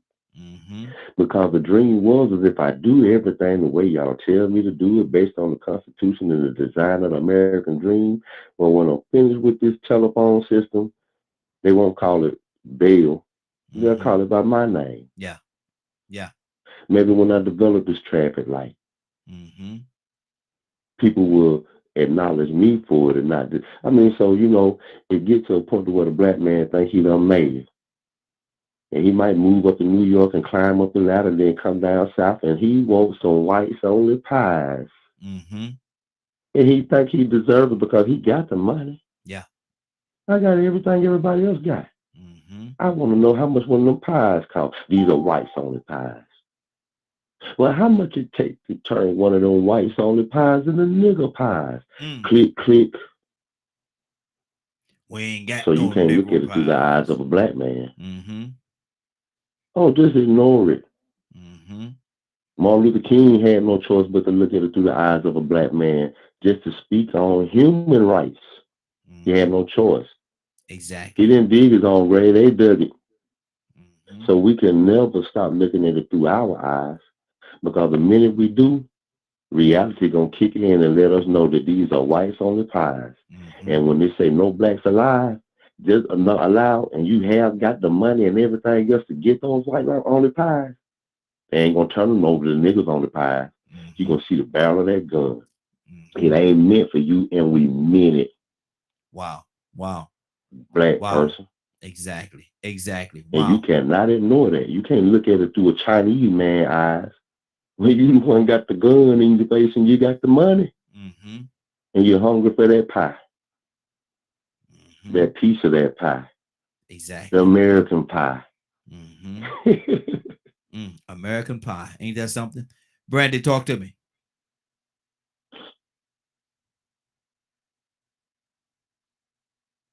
Brandy, you there? Brandy, wake up and go to sleep. Wake up and go to sleep. Cookie, talk to me, Cookie. Yes, sir. I just wanted to mention something. Uh-oh. I think that we forget that two things can be true at the same time. There are some people who can achieve the American dream, while there are some people who can find themselves in a perpetual struggle. I think that today, if you were to ask Jay-Z, has he achieved the American dream? I think that, I like to use my imagination and think that he might say so, yes, but not for the reason that we think. Because he has achieved money. Doors have been opened to him. He sits at seats where sometimes he's the only black person in the room. All those things are business. I think that if you were to ask him the question, he might say the pinnacle of his dream, the pinnacle of his success, was being able to stand on a stage at a white people's program and sing at the top of his lungs, sing the praises of his talented wife. Because he stood on the stage of the Grammys and said, my wife has more Grammys than anybody, more Grammys than anybody in American history. But you've never given her the #1 album. He said, by your own metric, that simply does not work. It doesn't compute. Imagine the pride that he felt being able to defend his wife in a predominantly white space. For somebody like him, a black man who's a provider, who's a father, who's a husband, that might be the fulfillment of his American dream. Because very seldom is it that you get to defend your wife, your beautiful black wife. Those are some of the things that we have to value. Whereas this country is not perfect, it affords us probably more opportunities than many other places. And for those few opportunities, regardless of the struggle, I give thanks for those opportunities, because life could certainly be worse. Amen. With your permission, I would like to go into our Black History facts. Go ahead. If that's permissible at this moment. Absolutely. Thank you kindly. Today, I have for us the first black attorney in the United States. His name was John Mercer Langston. He was the first black man to become a lawyer. He passed the bar in 1854. He was then elected to a post of the town clerk in Ohio. In 1855, he became the first American ever elected to public office in America. John Mercer Langston was also the great uncle of Langston Hughes. The next fact we have is there's a black woman. Her name is Althea Gibson. Althea Gibson was the first American woman to compete in a Pro World Tennis Tour in 1956. She won a Grand Slam title. Overall, she won 11 Grand Slam titles, including 6 singles titles. And she has a stadium named after her on the campus of the U.S. Open. The last Black History fact is the first professional black baseball player. His name was Jackie Robinson. He became the first African American to play Major League Baseball when he joined the Brooklyn Dodgers. He led the league that year in stolen bases, and so he became the Rookie of the Year. But let me tell you all a little known fact about Jackie Robinson. Did you know that Jackie Robinson had a brother, an older brother? His name was Matthew Mack Robinson, and he broke the Olympic record in 1936 in a 200-meter dash. However, he did not get a gold medal. The reason he did not get a gold medal, he got a silver medal, is because the same year that he broke the record, he was beaten by Jesse Owens, who broke the record even more than he did. And that's our Black History Facts for today. Good. Thank you. Thank you. Thank you. Appreciate that. Curtis, talk to me, brother. And next is going to be Willow. Kurt, what's on your heart, brother? Well, that Black History moment was beautiful. Yes. One thing that we should add to that, the man Jackie Robinson was so good at what he do. Nobody in the NBL can wear the number 42. Mm-hmm. Wow. That number has been retired by the league. Mm-hmm. Normally, they'll retire a person's jersey at that team. Mm-hmm. But it's a reason why you will see nobody in the National Baseball League wearing the number 42. It was retired. Wow. Wow. When I really think about this whole thing and all the things that go with it, a lot of times I'm reminded of the fact that nobody's dream of America is the same. Nobody has the same dream. No two people dream the same dream at the same time. And what is the American dream, for example, for those who are those immigrants who are coming here? That dream could just be a dream of peace of mind. Mm-hmm. I mean, sometimes we don't really mention it. We talk about the flow, but we don't mention why. So just, if I can for just a minute, Raheem. Yes. You are a consummate man and protector of your family. Absolutely. I think that I can say that. Mm-hmm. Yes, sir. I think it's safe that I can say unequivocally that when it comes down to Brina mm-hmm. and them girls and them grandkids, mm-hmm. if somebody come up in there the wrong way, they gonna leave with holes in them. I think it's safe I can say that. Yes, sir. Absolutely. Now, according to where you live, this is just a question for the question answer and mm-hmm. asker, and for those that want to answer the question themselves. If where you lived right now, 40,000 people, 40,000 predominantly men, were murdered in cold blood right there in the street. Mm. I wonder how many of us would stay.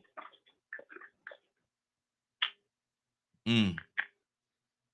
I wonder how many of us would stay in that situation where there's almost an 80% guarantee that your kid is going to die. Mm. So the one thing I love about being Black is at the end of everything, every right that is given to others is driven by us. Mm-hmm. Every single one of them. And history teaches us that over and over again. I would just hope that at some point we accept the reality, the inconvenient truth, should I say, that this country has told our children a bunch of lies. Mm-hmm. I take pride in it, man. My family was very, very connected not only to the civil rights movement, but to the slavery movement, period. Mm-hmm. Okay. My great uncle is Joseph McNeil. Mm-hmm. And Raheem, I know you got browbeat with it because it's where you from. Mm-hmm. Yes, sir. The Greensboro Senate. Yes, sir. Yes, sir. That's my great uncle. Joseph McNeil is my great uncle. Right there, Woolworth. Mm-hmm. Exactly. At the Woolworth. Yeah, yeah. So, I take it upon myself to say that I have a personal responsibility to try my best every Mhm. day to move the generations that follow me forward. So that is a part of my dream. Mm-hmm. You know, does that dream become a nightmare? Yeah, it does. Because there are those that do not want me to live my dream. Exactly. Exactly. Mm-hmm. Good deal. Good deal. 508-924-3521. 508-924-3521. Give us a call. We're talking about the American dream. Everybody want a slice of the apple pie. Everybody want a slice of that pie. Everybody want to obtain the American dream. But we're asking a question today. What is it? What is the American dream? Is it reality? Or has it come back to be a nightmare? Well, Good morning, Raheem. Good morning. Morning Glow. Good morning, young lady. How you doing this morning? I'm doing well, Raheem. Good. Really well. The American dream, Willow. What is the American dream? Or has it become a nightmare? Is it a fabrication, just is a figmentation of our imagination? What is it? You know, I was trying to figure out what was the American dream. Mm-hmm. And what came to my mindset was that, you know, when they did that declaration, we the people of the United States in order to form a more perfect union. Mm-hmm. And when I think about a union, I think about a marriage. Come on. A marriage between two. So when I thought about that, I thought about how do we perform a more perfect union in a world filled with different cultures, but everybody trying to climb on top of each other. Mm-hmm. Instead of, I imagine this picture of somebody going to the next step, reaching their hand down, pulling up the person to the next level, then it constantly dominoes on up. Mm-hmm. Mm-hmm. That's what I look at when I think about to form a more perfect union, lifting each other up, regardless of what color we are. But somehow one culture has outstood another culture based on the color of our skin or our religion or sexual orientation or whatever it is. Mm-hmm. That perfect union, it will not be formed because of the attitudes and the way people are in their hearts nowadays. Man, it's so bad nowadays. It's not even funny, Raheem. Mm-hmm. It's not. It's disgusting. Because no matter where you go and you talk to people, you find somewhat of the same thing. So that perfect union of the American dream, I don't see that happen in our generation. Yeah. Maybe it will when God comes back. Exactly. But it's not going to happen now. So that's what's on my heart right now. Good deal. Good deal. Cassandra, do you agree with that? Do you think it'll ever happen?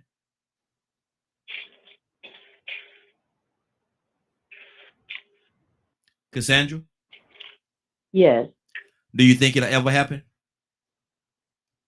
What? In order to form, you ain't hear Willis just now? So establish justice, secure domestic tranquility, provide for Department of Defense, and all the whole song. Yeah, I know the song from the Rock, whatever that rock thing is. We used Schoolhouse Rock. The Schoolhouse Rock. Yeah. Yeah, Schoolhouse Rock. Mm-hmm. Yeah, I don't. For a lot of our sakes, I guess I hope that happens one day. Mm-hmm. I don't have too much faith in it personally, but I don't. This country doesn't want the American dream to work for everybody. Let's just be clear. That's all I can say. This country as a whole does not want the American dream for everyone that is a part of this country. We can pretend. I think it's a great idea that people think that that the United States of America wants to see all of its citizens achieve them. I don't believe that. Mm-hmm. I don't believe that. And I don't believe it because of the pattern. Yeah. And the pattern has not changed very much over the years. Mm-hmm. So we can hope and we can pray, because I'm gonna continue to pray. Yeah. Yeah. But I don't see it happening, Raheem. I don't believe it's gonna happen. Not in not in my lifetime. Mm-hmm. Wow. Which could be tomorrow, but anyway, I don't think so. Yes, ma'am. Yes, ma'am. Badger, talk to me. Oh, man. So I'm sitting here and I'm just thinking, because I kind of had a little bit of this conversation with Willie yesterday. Mm-hmm. There's so many hands in the pot due to the struggle of many people. And one of the things that I mentioned, I don't know if it was Willie or the political group last night. I had a lot of talks yesterday.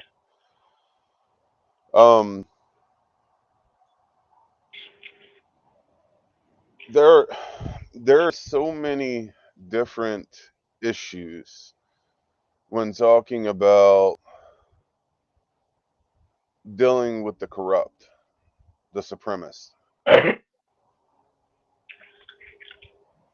Like trying to expect white people to understand what racism is when it's something that they don't experience unless they get into the realm of half-bloods and stuff of that nature. But what they can get is having to deal with Medicaid issues and everything else. The part that's going to be hard for them to understand is how race plays a role. Mm-hmm. And that's something I've had to come to learn, is unless you come from a minority, it's really hard to understand. Mm-hmm. So I can't run around here expecting them to understand the struggles or pains that come with those issues, or what it feels to be hated and things like that, unless they come across the ones that hate white people Mm-hmm. and are treated hatefully. But then that can cause other problems. Mm-hmm. However, I always make the comment that because everyone wants their group focused first or part of, I mean, I don't know about y'all, but it's kind of hard to read 10 books at once, right? Mm-hmm. Mm-hmm. I don't understand when we can't get along and just look at the fact that if we deal with a lot of the voting right issues and the immigration issue, let's just focus on voting rights, making sure everyone has equal access. It covers everybody. Mm-hmm. However, due to words, I actually had to teach someone that most of the bills that I've come across or laws that were put into place, right? I think it was Curtis that made a comment about this. Every time black people have gotten has gotten their rights, the other minorities and disabled communities were included. And most people don't know that. Mm-hmm. Mm-hmm. And that blew my mind, because I'm like, y'all, then have you actually read it? I mean, not just speaking to them. Mm-hmm. So let's focus on the issues and quit fighting over some how do you pronounce that word? Oh, that's gonna make me. Does anyone know the word I'm trying to find? Mm-mm. I don't know how to. I have a hard time pronouncing it. Okay. Synaptics. Statistics. Feel the word. You saying Feel the word. statistics? No. Are you saying statistics? No, it's the one where you focus on the little things instead of the big picture. Simplistic. No. It'll come to us Spell in a it. minute. I know the word in my head visually because I know what it visually stands for. I just don't know how the syllables work. Okay. Okay. Look at what That's Paul it. said. Yeah, it's that one. Okay, let The me one see. that Paul said. I just don't know how to pronounce it. Oh, talking about semantics. That's it. Okay. But because like we bring up mental health, and I've brought up autism, right? I was told that, but I don't sound autistic. I don't look Native American. Y'all have to. I mean, y'all skin is darker than mine. I can, as some people say, fit in, which I hate that terminology. But it took me, I don't know how long to realize kind of what white privilege was. And that's the hard part because I don't think like that. I'm for the community. Do you know what it is now? I still struggle with it because I don't have access to all this health care and money and all these things that people think I should have access to. Okay. Stay right there. Let's keep this thing going. Leonard, what's on your heart, brother? Well, I don't want to go too far before I forget to shout out to Brother Joseph. Yes, sir. He's still on the line. I thought about him a couple of days ago, and I thought about him in the context of a Lionel Richie song. And I don't know if it's because he kind of talks or sounds like Lionel Richie or not, but the song was called "Sweet Love." Sing it. Because I remember. I'm gonna let you look it up. And this brother came across to me this way when I first, and I don't think it was when I first met him, but we had something for children in the summer. And he was one of the guest speakers at these events. And his words were so uplifting and motivating that I never forgot what that means to some children. That there are some of us who are Black that don't preach this sad story. Everything that come out, and I'm surprised I'm still here, Raheem, because you know how I can be. Yeah. And I will not constantly listen to people downplay who my people are in our contribution to society. I will never tell a Black child what he can and cannot be. I will never preach negativity to those who are already in bad situations. And I do not know why African Americans continue to do this. How can you tell a child he can be whatever he want to be and then try to put him in a cage because he's Black? If you cannot, your ancestors would not be preaching this message that I hear some of you preaching today. Literally, if you look at the movie The Great Gatsby, right, and we talk about the American dream and how it has changed, and really The Great Gatsby by Fitzgerald, I believe, was a criticism of the American dream. And somehow somebody turned this theory into being nothing but wealth. It's not about wealth that way, materialistic wealth. It's like my grandfather's dream. I got my own house. I got my own way to grow my food. I can take care of my children, and one, they can be whatever they want to be. Now I can sit down. And so those are the types of things that the American dream was about. It wasn't about immense wealth and all these other types of things. It was about the opportunity to pursue whatever it was that your mind and your dream was. Some Negroes only believe that there's one dream, and it's the one King had. You know what? Nobody else. King is popular before because he said it on a stage, fighting for people like him. And that dream was not just for black people. Because King was a loving man.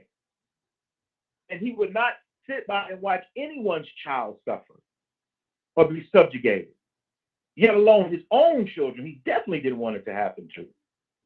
But we would get caught up into this narrative, this whipped narrative, that we are limited to this life experience because we are black.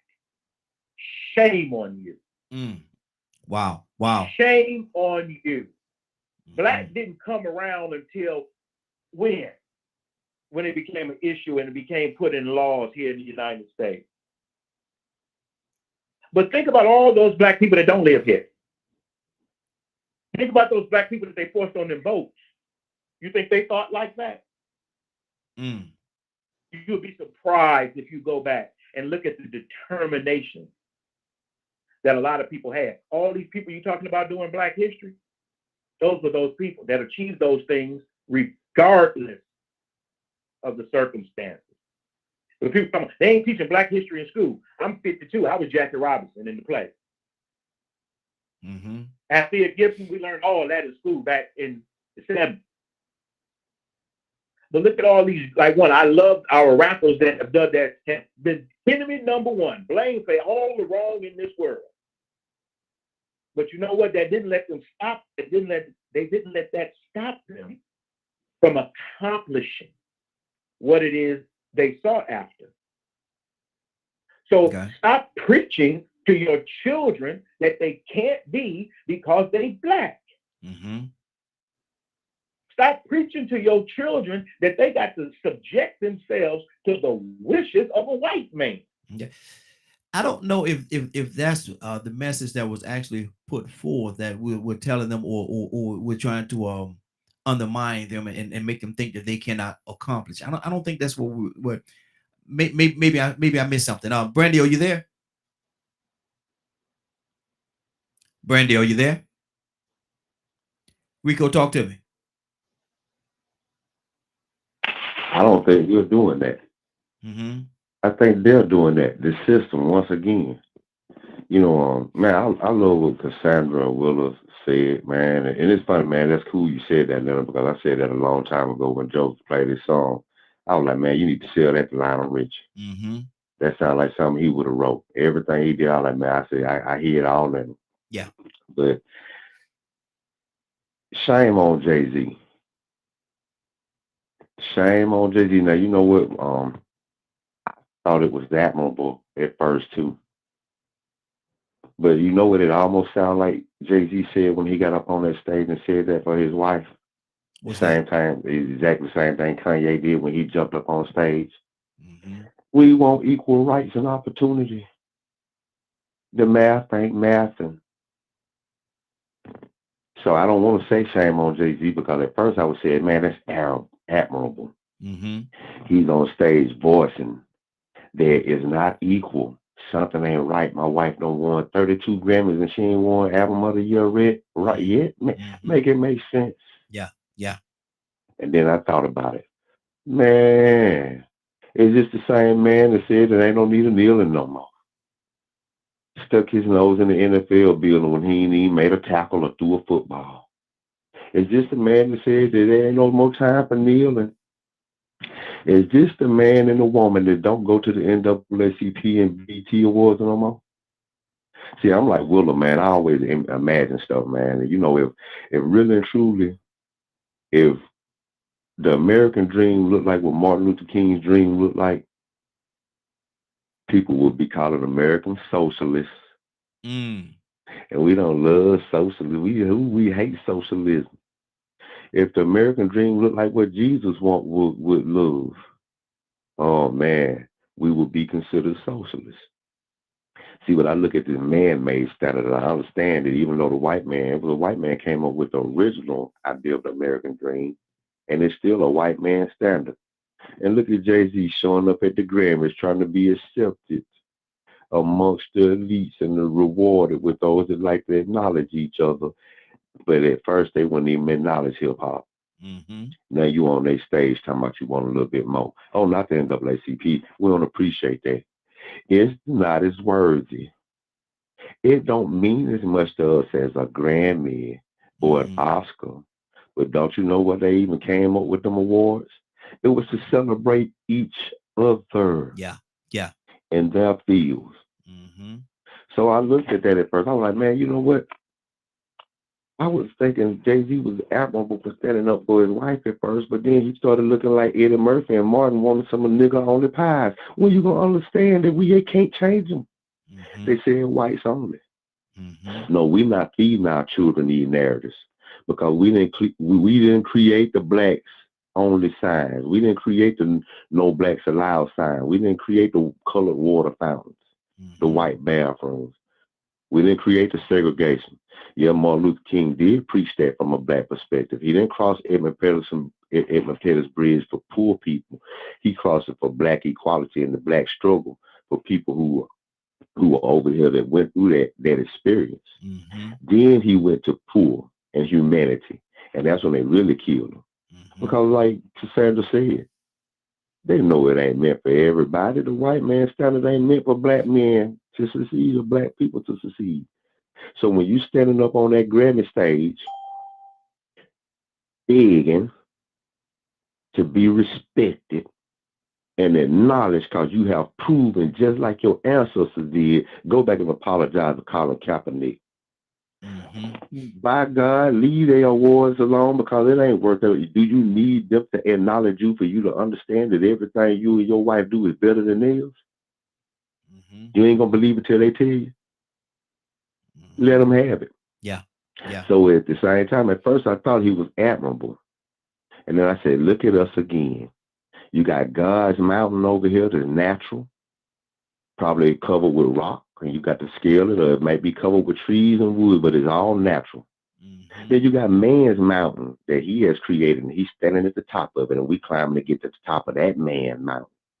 And you got roller coasters and food and drinks and Rolls Royces and sets, and you got all these pit bulls, everybody climbing over each other like Willa said. Mm-hmm. Everybody climbing over each other to get to the top of this white man standard of the white man mountain that he's sitting on top of. And the whole time, God's mountain sitting over here on the side, full of just trees and rocks and natural. Mm-hmm. Yeah, it's gonna be a little turmoil, but you ain't got other people stepping on you to get to the top to the mountain that man has created. Exactly. So we are divided. We are Mm-hmm. divided. But I don't agree with saying that black people are telling black people they can't have, when really and truly they're just preparing them and preparing our youngsters to understand. Don't be deceived and think just because you have accomplished this level that they told you to accomplish, that now you're going to have a fair shot. Mm-hmm. You still going to have to work 5 times harder. Mm-hmm. Exactly. You still gonna get up to Jay-Z money and not go to your NAACP awards and tell people that, yeah, it's progress and now ain't no need of kneeling no more. And then get right up on stage and start talking about, my wife got 32 Grammys, but she ain't won album of the year. And y'all said, well, show my wife, show us some appreciation. Act right, y'all. Mm. Still the same argument. Be fair. Be honest. That's it. Be truthful and give us what we deserve. Ain't that the same? Shame on Jay-Z. Ain't that the same conversation from years ago? It sounds the same to me. So should we say shame on Jay-Z for saying that? Mm. No, he's speaking the truth. So I would ask Leonard to sort of think about that. You know what I mean? You can't change his mind because, you know, Leonard going, he believe what he believe, and he got, you know, right too, because he got a legitimate leg to stand on. But you have to look at that side of it. He is not the one that's telling other black people that, hey, expect to feel this way or to look this way. I ain't trying to preach this to y'all, but now through Jay-Z's and Beyonce's experience, he still got to get up in front of these people and say, hey, man, when y'all going to be fair? Mm-hmm. Good deal. Good Something deal. ain't right. Look like y'all doing this different for some reason. Hint, hint. Mm-hmm. Good deal. Now, but before I go, because I know I'm over my 3 minutes, but I know y'all probably seen what Shannon Sharp was having a debate about who was bigger, Taylor Swift or Beyonce. And you know what he used to justify and say that Taylor Swift was way bigger than Beyonce? What's that? He used ticket sales at her shows and ticket sales at her movies. And based on that, he was telling the truth. He said that Beyonce's Renaissance tour only earned $500 million compared to Taylor Swift's Eras tour earning $1.5 billion. Look at the amount of screens. That's supposed to be, let me tell you, you see my post then. That was the proof in it. That was the tour itself. So now when you have 56 tour dates and you only have 6 sponsors, then the next person has 151 tour dates with 30 sponsors. Why wouldn't you expect that money to be more when they've done 3 times as many shows? Exactly. Okay, so you say so many people seen the movie, Beyonce's movie. It only made such and such money. But then Taylor Swift's movie tripled Beyonce's ratings of people that came to see it. Triple the money. Yeah, viewership. Then you go back and say, well, look, Beyonce movie was on 2,700 screens. Just like the movie that Nate Parker made about the beginning of America. I can't remember what that was that he remade. They only put it on so many screens. She only had 2,700 screens for people to view her concert at the movies. Taylor Swift had only over 8,500. Wow. So you're going to say that this woman is the best based off the fact that she sold more, but she sold more because she had more people selling her stuff. Availability, access, equality. The numbers weren't equal. So, we have to acknowledge that even when we do try our best to chase this American dream, we might have to accept the fact that our youth and those coming after us understands that the numbers are not going to be fair and equal. And if you want that dream that man created, you're going to have to work 5 times as hard to get to the top of his mountain. And the movie that he was speaking of, just for the listeners, is The Birth of a Nation. The Birth of a Nation is the name of the movie. That's right. Yeah. Birth of a Nation. Good deal. Minimum screens. Boo had more screens than Birth of a Nation. Tyler Perry's Boo. Yeah. I imagine that. Wow. Keep this thing going. Willow! Hey, Raheem. Come on, let's talk about it. And I tell you, Rico laid it all out. I can't do nothing but just piggyback on it with a check. With a check. There That's you go. it. Yeah. You can't add no more to that. You add anything else to that would probably dilute it. It was pure and purified. There you go. It is what it is. So that's what my heart's saying right now. Because I was yaying in the background. There you go. Amen and hallelujah. And that's what it's all about. Let me go to Tucson. Tucson, what's on your heart, brother? I was going to make an attempt to sing our Black National Anthem. But then I thought about it. Why would you have to have a Black National Anthem? And I'm going to let that sink in to me while I'm thinking about it. Because their anthem is no good to us. Yeah.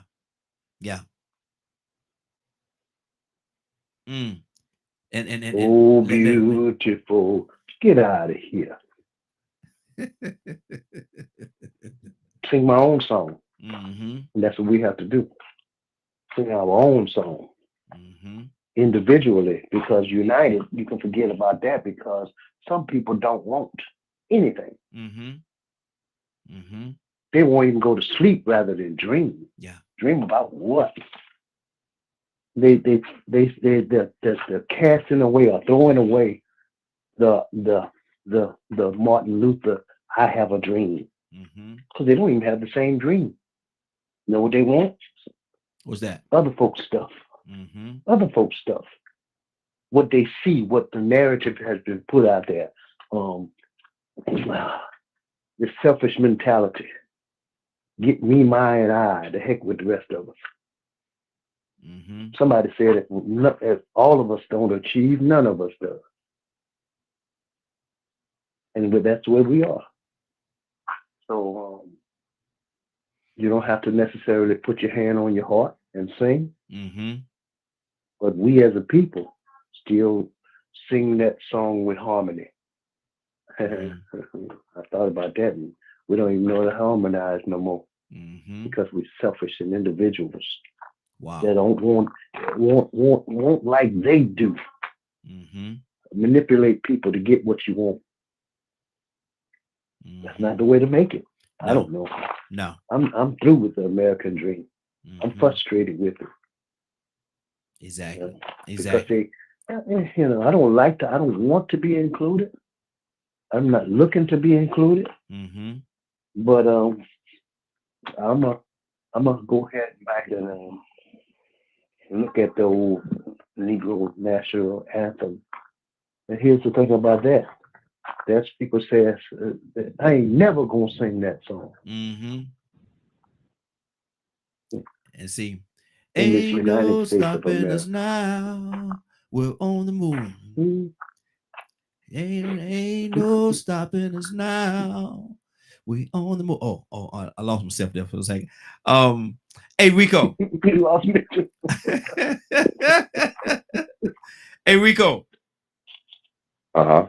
Paul said he's confused, man. I'll read what he said to you. He said, I'm confused. Is Rico saying that someone is racist in regards to Taylor Swift?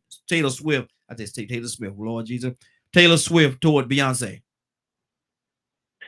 No. I guess he didn't really get what I was saying. Mm-hmm. They were deciding or debating who was the best superstar, the biggest superstar, who had the biggest public appeal. Mm-hmm. And based off the numbers, when you try to say, who was the biggest superstar between Beyonce and Taylor Swift, they said that the numbers proved that Taylor Swift was a bigger star than Beyonce. Mm-hmm. So I broke down why those numbers weren't right. Yeah. They really are on the same level. If you give Beyonce the same number of streams, her movie would have made more than Taylor Swift's movie. Mm-hmm. If you would have gave Beyonce the same number of tour dates, 156 compared to 151, her tour dates would have equaled or surpassed what Taylor Swift made gross. But based off the fact that she didn't have the same opportunity to expose herself or give people access to her material, they didn't have the access to buy it. Then that means she didn't have the potential to make as much money. Yeah. Now Taylor Swift is a bigger star. Based on you got 8,700 streams where people could go see your concert tour, but then you only got 2,700 for Beyonce. So I'm not saying that they're basing it off of race. I'm saying that the numbers are skewed because the access is based off of race. Yeah.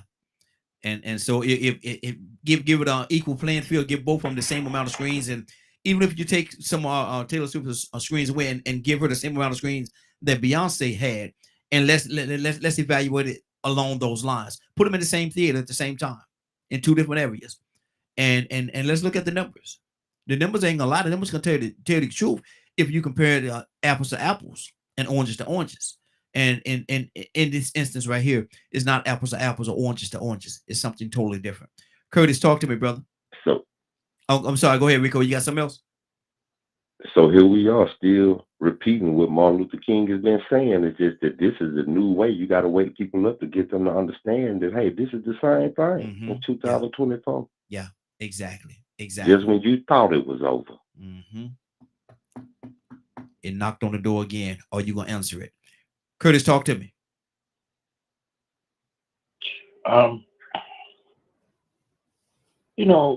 What Rico just said is so blatantly obvious in everything that we got going on, man.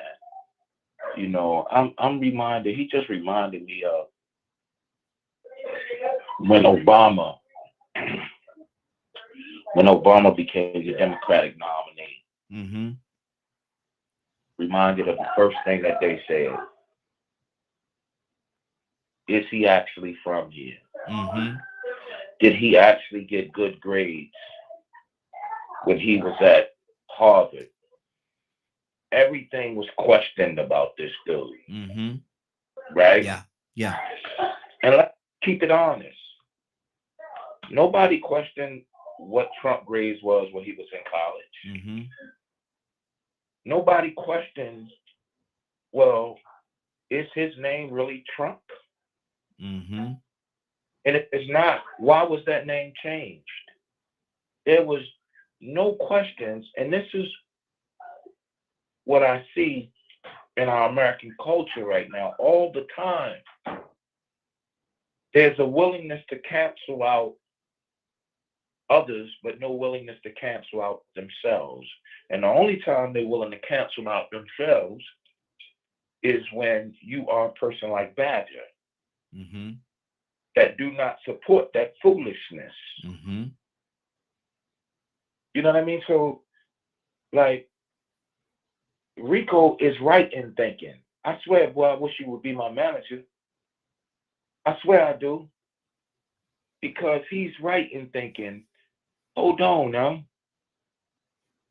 Was the playing field level from the perspective of logistics and business? And according to those numbers, no, it wasn't. You comparing real talk. If you saying a 50-city tour, and then you saying 150-city tour, Yeah. you can't compare them because the one with 50 ain't even halfway. Mm-hmm. Mm-hmm. The other thing is, I don't know if Rick looked at it, but you got to account for the places for which those tours happen. Yeah. What was the economical base for which those tours happen? Mm-hmm. So, like, Rick is right. If that's what you're comparing to say that she is, then you're really making a comparison based off of skewed numbers. Mm-hmm. It's just like when they send you a survey. You know, a survey, I can create a survey right now, real talk, that will have skewed questions in there, but it won't look that way. Because I use an and, a but, or maybe, little small words that changes the scope of the question. Mm-hmm. You see what I'm saying? So the question is, if we're going to make that comparison, then let's find something a little closer to the setup of our comparison. Mm-hmm. We can't compare children. You can't compare a high school football player and measure him on a measuring scale of a pro football player. Yeah. You can't do that. Exactly. So I hear exactly what Rick is saying. Good deal. The opportunity is not presented Mm-hmm. the same way it's been presented to Taylor Swift. Absolutely. Cassandra, what's on your heart? Yeah.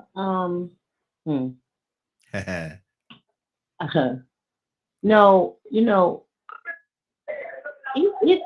it really does. It physically hurts me when I think about the disparities between our people and others, and how we have missed a lot of the American dream. Mm-hmm. And like a part of that dream, like people say, to own a house. Mm-hmm.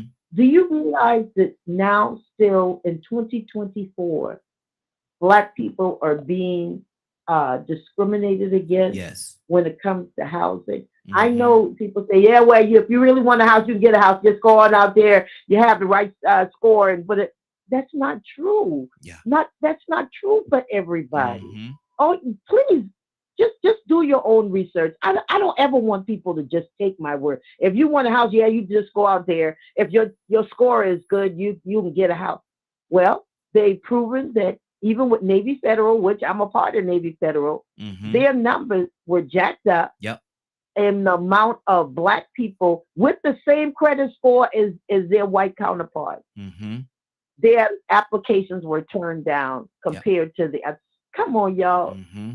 Listen, all of us want kumbaya and for everybody to get along and everybody to be treated fairly. I want that, man. Man, do I want that. Mm-hmm. But the reality is, it's not happening. Do you realize that even in corporate America,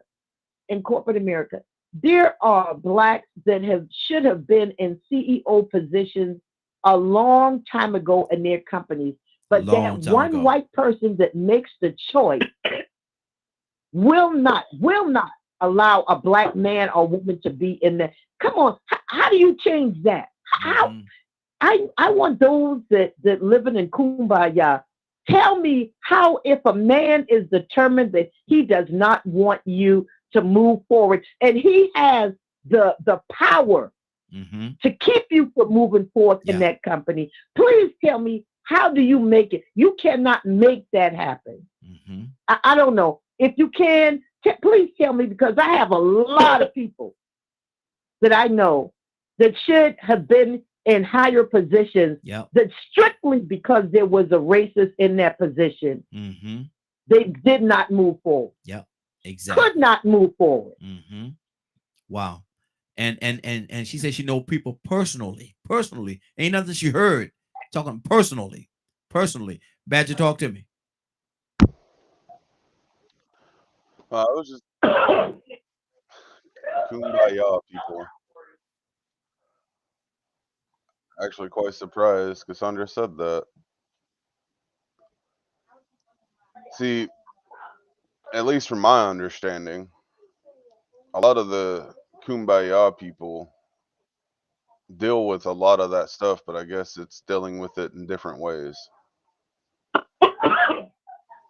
I don't know how many times I was turned down for management position and all kinds of stuff because of the way I talk. They used my struggles against me to say that I wasn't good enough. I was good enough to train the managers that would take that position, but I was never good enough to fill it myself. Mm. Because I wasn't good at I don't do the political talk or Yeah. any of that. I'm too straightforward, I'm too blunt, I'm too this, I'm too that, so therefore I'm disqualified. I mean, I can relate from that standpoint. I felt they used my mental struggles as, no, I don't want you in this position because I don't think you're smart enough. Mm-hmm. So,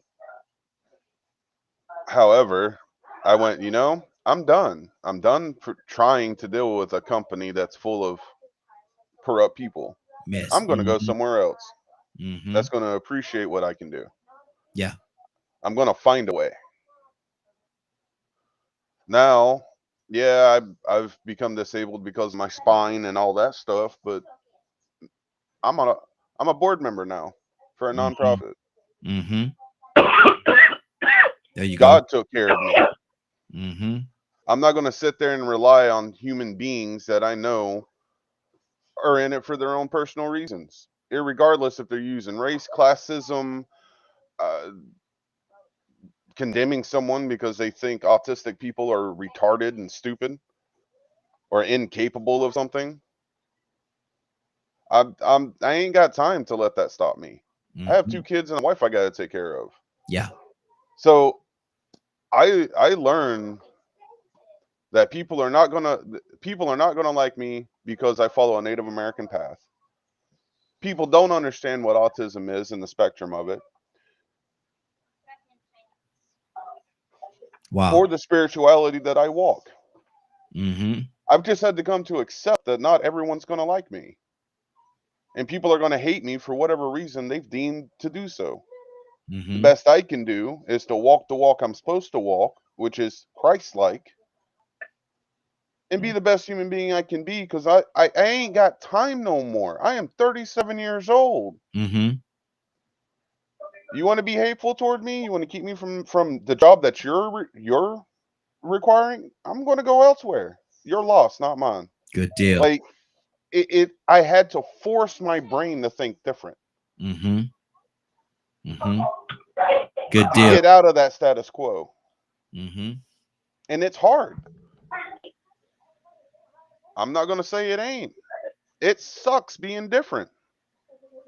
Irregardless if it's black skin, Native American, Chinese, Muslim, or whatever. Hateful people are hateful people. And they're everywhere. Mm-hmm. Wow. Let's focus on the main issues, work together instead of going, my trauma's bigger than your trauma, and just deal with the crap that's going on. Good deal. We fight more over some semantics than we do anything else. How can we accomplish anything? Good. If all we're going to focus on is the nitpicky words in the conversation. Good deal. Good deal. Got to keep this thing moving. Actually, we're going to get out of here in a minute or two, but I want to read what Paul said on the okay. America should do right by American black people, but they won't. Not because white people are racist, but because it's easier to maintain the status quo, and it's easier to keep people divided when we talk about racism. Last part is it's easier to keep people divided when we talk about racism. Rico, do you agree with that? Yeah, I mean it's a trickle effect. I mean, what do you expect people to do when it's actually being, utilized? Mm-hmm. Ignore it. Mm-hmm. Shut up and dribble. Wow. Jay-Z wasn't up there saying that for nothing. Mm-hmm. The Birth of a Nation wasn't at 10 movie screens across the United States for nothing. Yeah. People weren't going to see, Birth of a Nation, and then when they sit down, Home Alone popped up for nothing. Mm-hmm.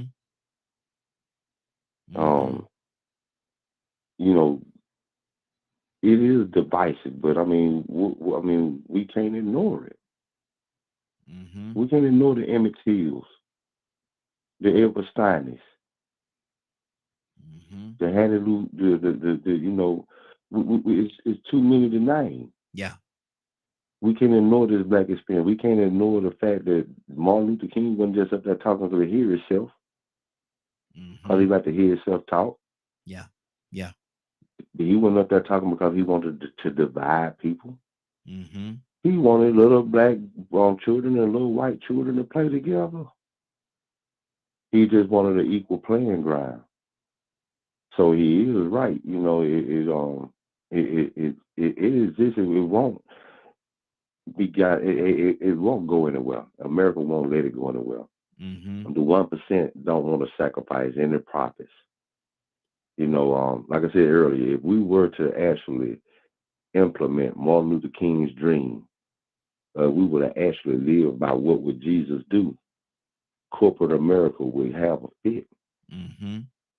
Wow, that's good. Because you would be giving away too much and sacrificing too much to these lazy people. Wow. I mean, so we can't deny we can't deny the existence the conditions that exist.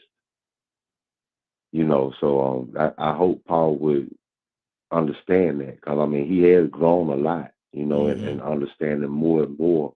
He came in with a lot of great understanding, and then still had to get a lot more understanding.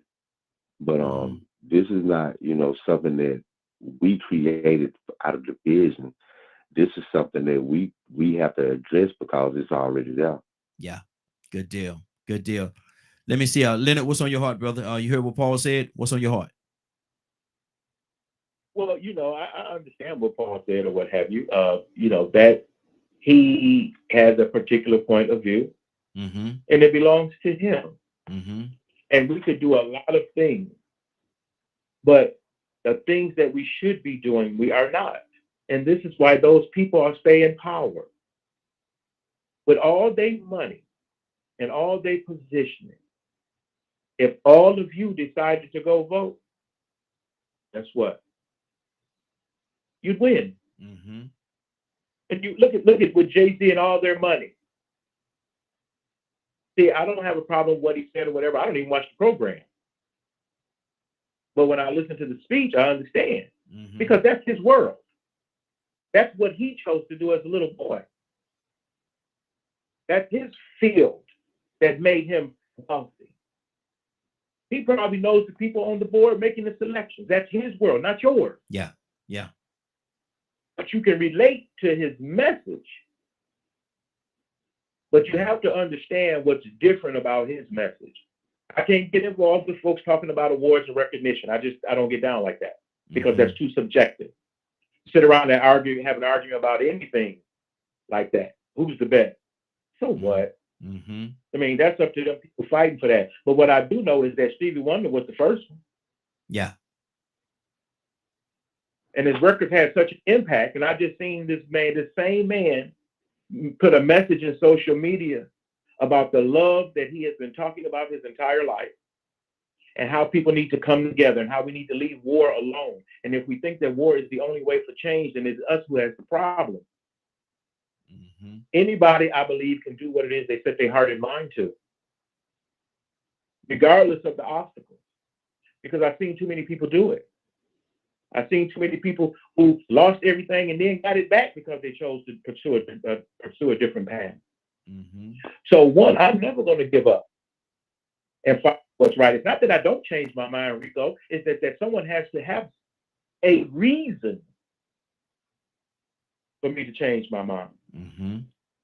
And if that reasoning is not based in righteousness, I'm going to go along my same path because I believe that all of us are God's children. Whether good or bad, we still are his children. I'm not going to make another man's weakness mine. Mm-hmm. And I'm not going to exploit the suffering of others. If I can't help you, I'm not going to try to hurt you.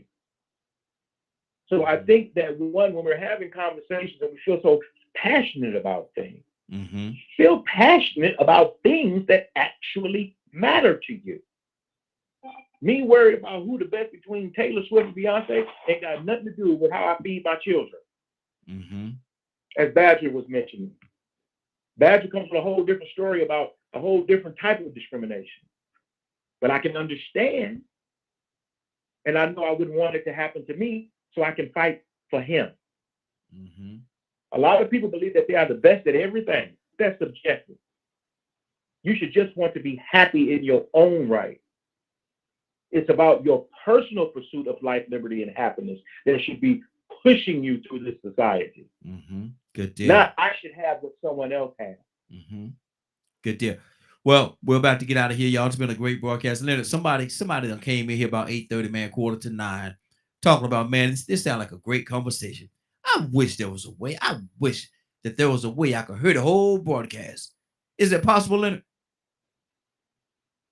It's very possible, Raheem. If they did not get a chance to hear the show in its entirety, they can log on to www.dkmmediagroup.com at 3:00 Eastern today. Good deal. Good deal. Willa had to step away for a second. So, Kurt, let me get you to pray us out, brother. Well, hold on, Raheem. Before you proceed, okay. We need to add a disclaimer to this because, as an experience of one of the people that like to listen to the replay, they do need to understand that if they could, it would be best to tune in on a live broadcast. Yes. Because when you listen to that replay, you're going to want to call in and give your opinion or ask a question. Exactly. So go ahead and give them that time of the original broadcast one more time, just in case they can catch that broadcast, because you're going to get a little hungry at that replay. Exactly. You can listen to it live every day from 7 o'clock in the morning until 10 o'clock a.m. Eastern Standard Time. So get here 7 o'clock in the morning from 7 until 10 Eastern Standard Time. We're here every day, Monday through Friday. So yeah, you might want to get the live version because you can call in. You can be a part of that conversation that we're having at that time.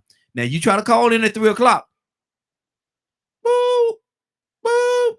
Woo! That's all you gonna get. I'm just being honest with you. That's all you're gonna get. So we love to have you doing an actual live broadcast. But the rebroadcast is for the people that could not actually watch it in the morning, being at work or whatever the case. And so we rebroadcast it again at 3 o'clock.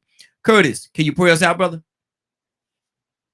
I don't have a problem with that, but can I just read something really quick that I think is very important to our overall discussion? Okay. You say real quick? Yeah, it's real quick. It's 1, 2, 3, 4, Go ahead. 6 lines. Go ahead, brother. Read it. It says, well, I don't know what will happen now. We've got some difficult days ahead, but it doesn't matter with me now, because I've been to the mountaintop, and I don't mind. Like anybody, I would want to live a long life. Longevity has its place, but I'm not concerned about that now. I just want to do God's will. And he's allowed me to go up to the mountaintop, and I've looked over and I've seen the promised land. Now, I might not get there with you, but I want you to know tonight that we as a people will get to the promised land. And I'm happy tonight. I'm not worried about anything. I'm not fearing any man. Mine eyes have seen the glory of the coming of the Lord. I think sometimes that in the midst of everything that we have going on, good, bad, or indifferent, we have to understand that our day is coming. Yes. That our root has been planted. Our feet or foot or feet, however you want to say it, is in the soil. And you can't uproot us. You can't deny us. And you definitely can't play no more games with us. Mm-hmm. That's just what it is. Let's go to the throne of grace. Most graciously, Heavenly Father, I come as humbly as a believer can come. I come with my mind clear, my heart open, and my spirit set on you. Yes. God, I come once again with the spirit of thanksgiving, thanking you for all the things that you have bestowed upon me today, yesterday, and that you will bestow for tomorrow. God, I come thanking you for just allowing your spirit to continuously protect us, hold us, mold us, and keep us close to your bosom. God, I thank you. God, I thank you for assembling such great minds of wisdom, compassion, understanding, and beauty. God, I thank you. God, I thank you for just breathing words in the Pastor Donald and Pastor Cassandra and Pastor Willa. All of these people that you just continuously breathe your words through. God, we thank you. Yes. God, we thank you for the Raheem Ajimay family. We thank you for the Rico Jackson family, Leonard's family. God, we thanking you for all the things that you have graciously provided us. God, we thank you for the comfort that you give each and every one of us while we sleep. God, continue to hold us. Continue to walk ahead of us. Continue to walk behind us. Continue to walk beside us. And continue to shine through us. And we will be ever so grateful as to continue to give you the praise, the honor, and the glory. In the mighty name of Yeshua, Jesus the Christ. Let us all say amen. Amen. Amen. Amen. Good deal. It's been a great broadcast. I want to thank everybody for joining us. And more than that, I want to thank you for allowing DK, your media group and associates, and the Morning Glow for being a part of your morning. It is now 10:13. You're about to exit the Morning Glow. But before you go, I want you to do me two favors, if you will. One, I want you to continue to pray for us because we are certainly praying for each and every one of you. Number two, why this is real simple. I want you to go out there, find somebody, and give them a hug because you never know. It could be the only hug that they get, or it could very well be their last. Love you, and ain't nothing you can do about it. Have a great day and a better tomorrow. And we shine some of this light on you from the morning glow. Take it out there into this wicked and cruel world that we live in and let your light so shine. If you get an opportunity, give somebody some love. You just might find some love in return. Won't that be a beautiful thing? Have a great day. Take care of each other. And please, please, please be blessed. Give somebody some love and truth. They would appreciate it, and I'm sure that you will as well. Have a great day. Talk to you tomorrow morning if God says the same. Love you.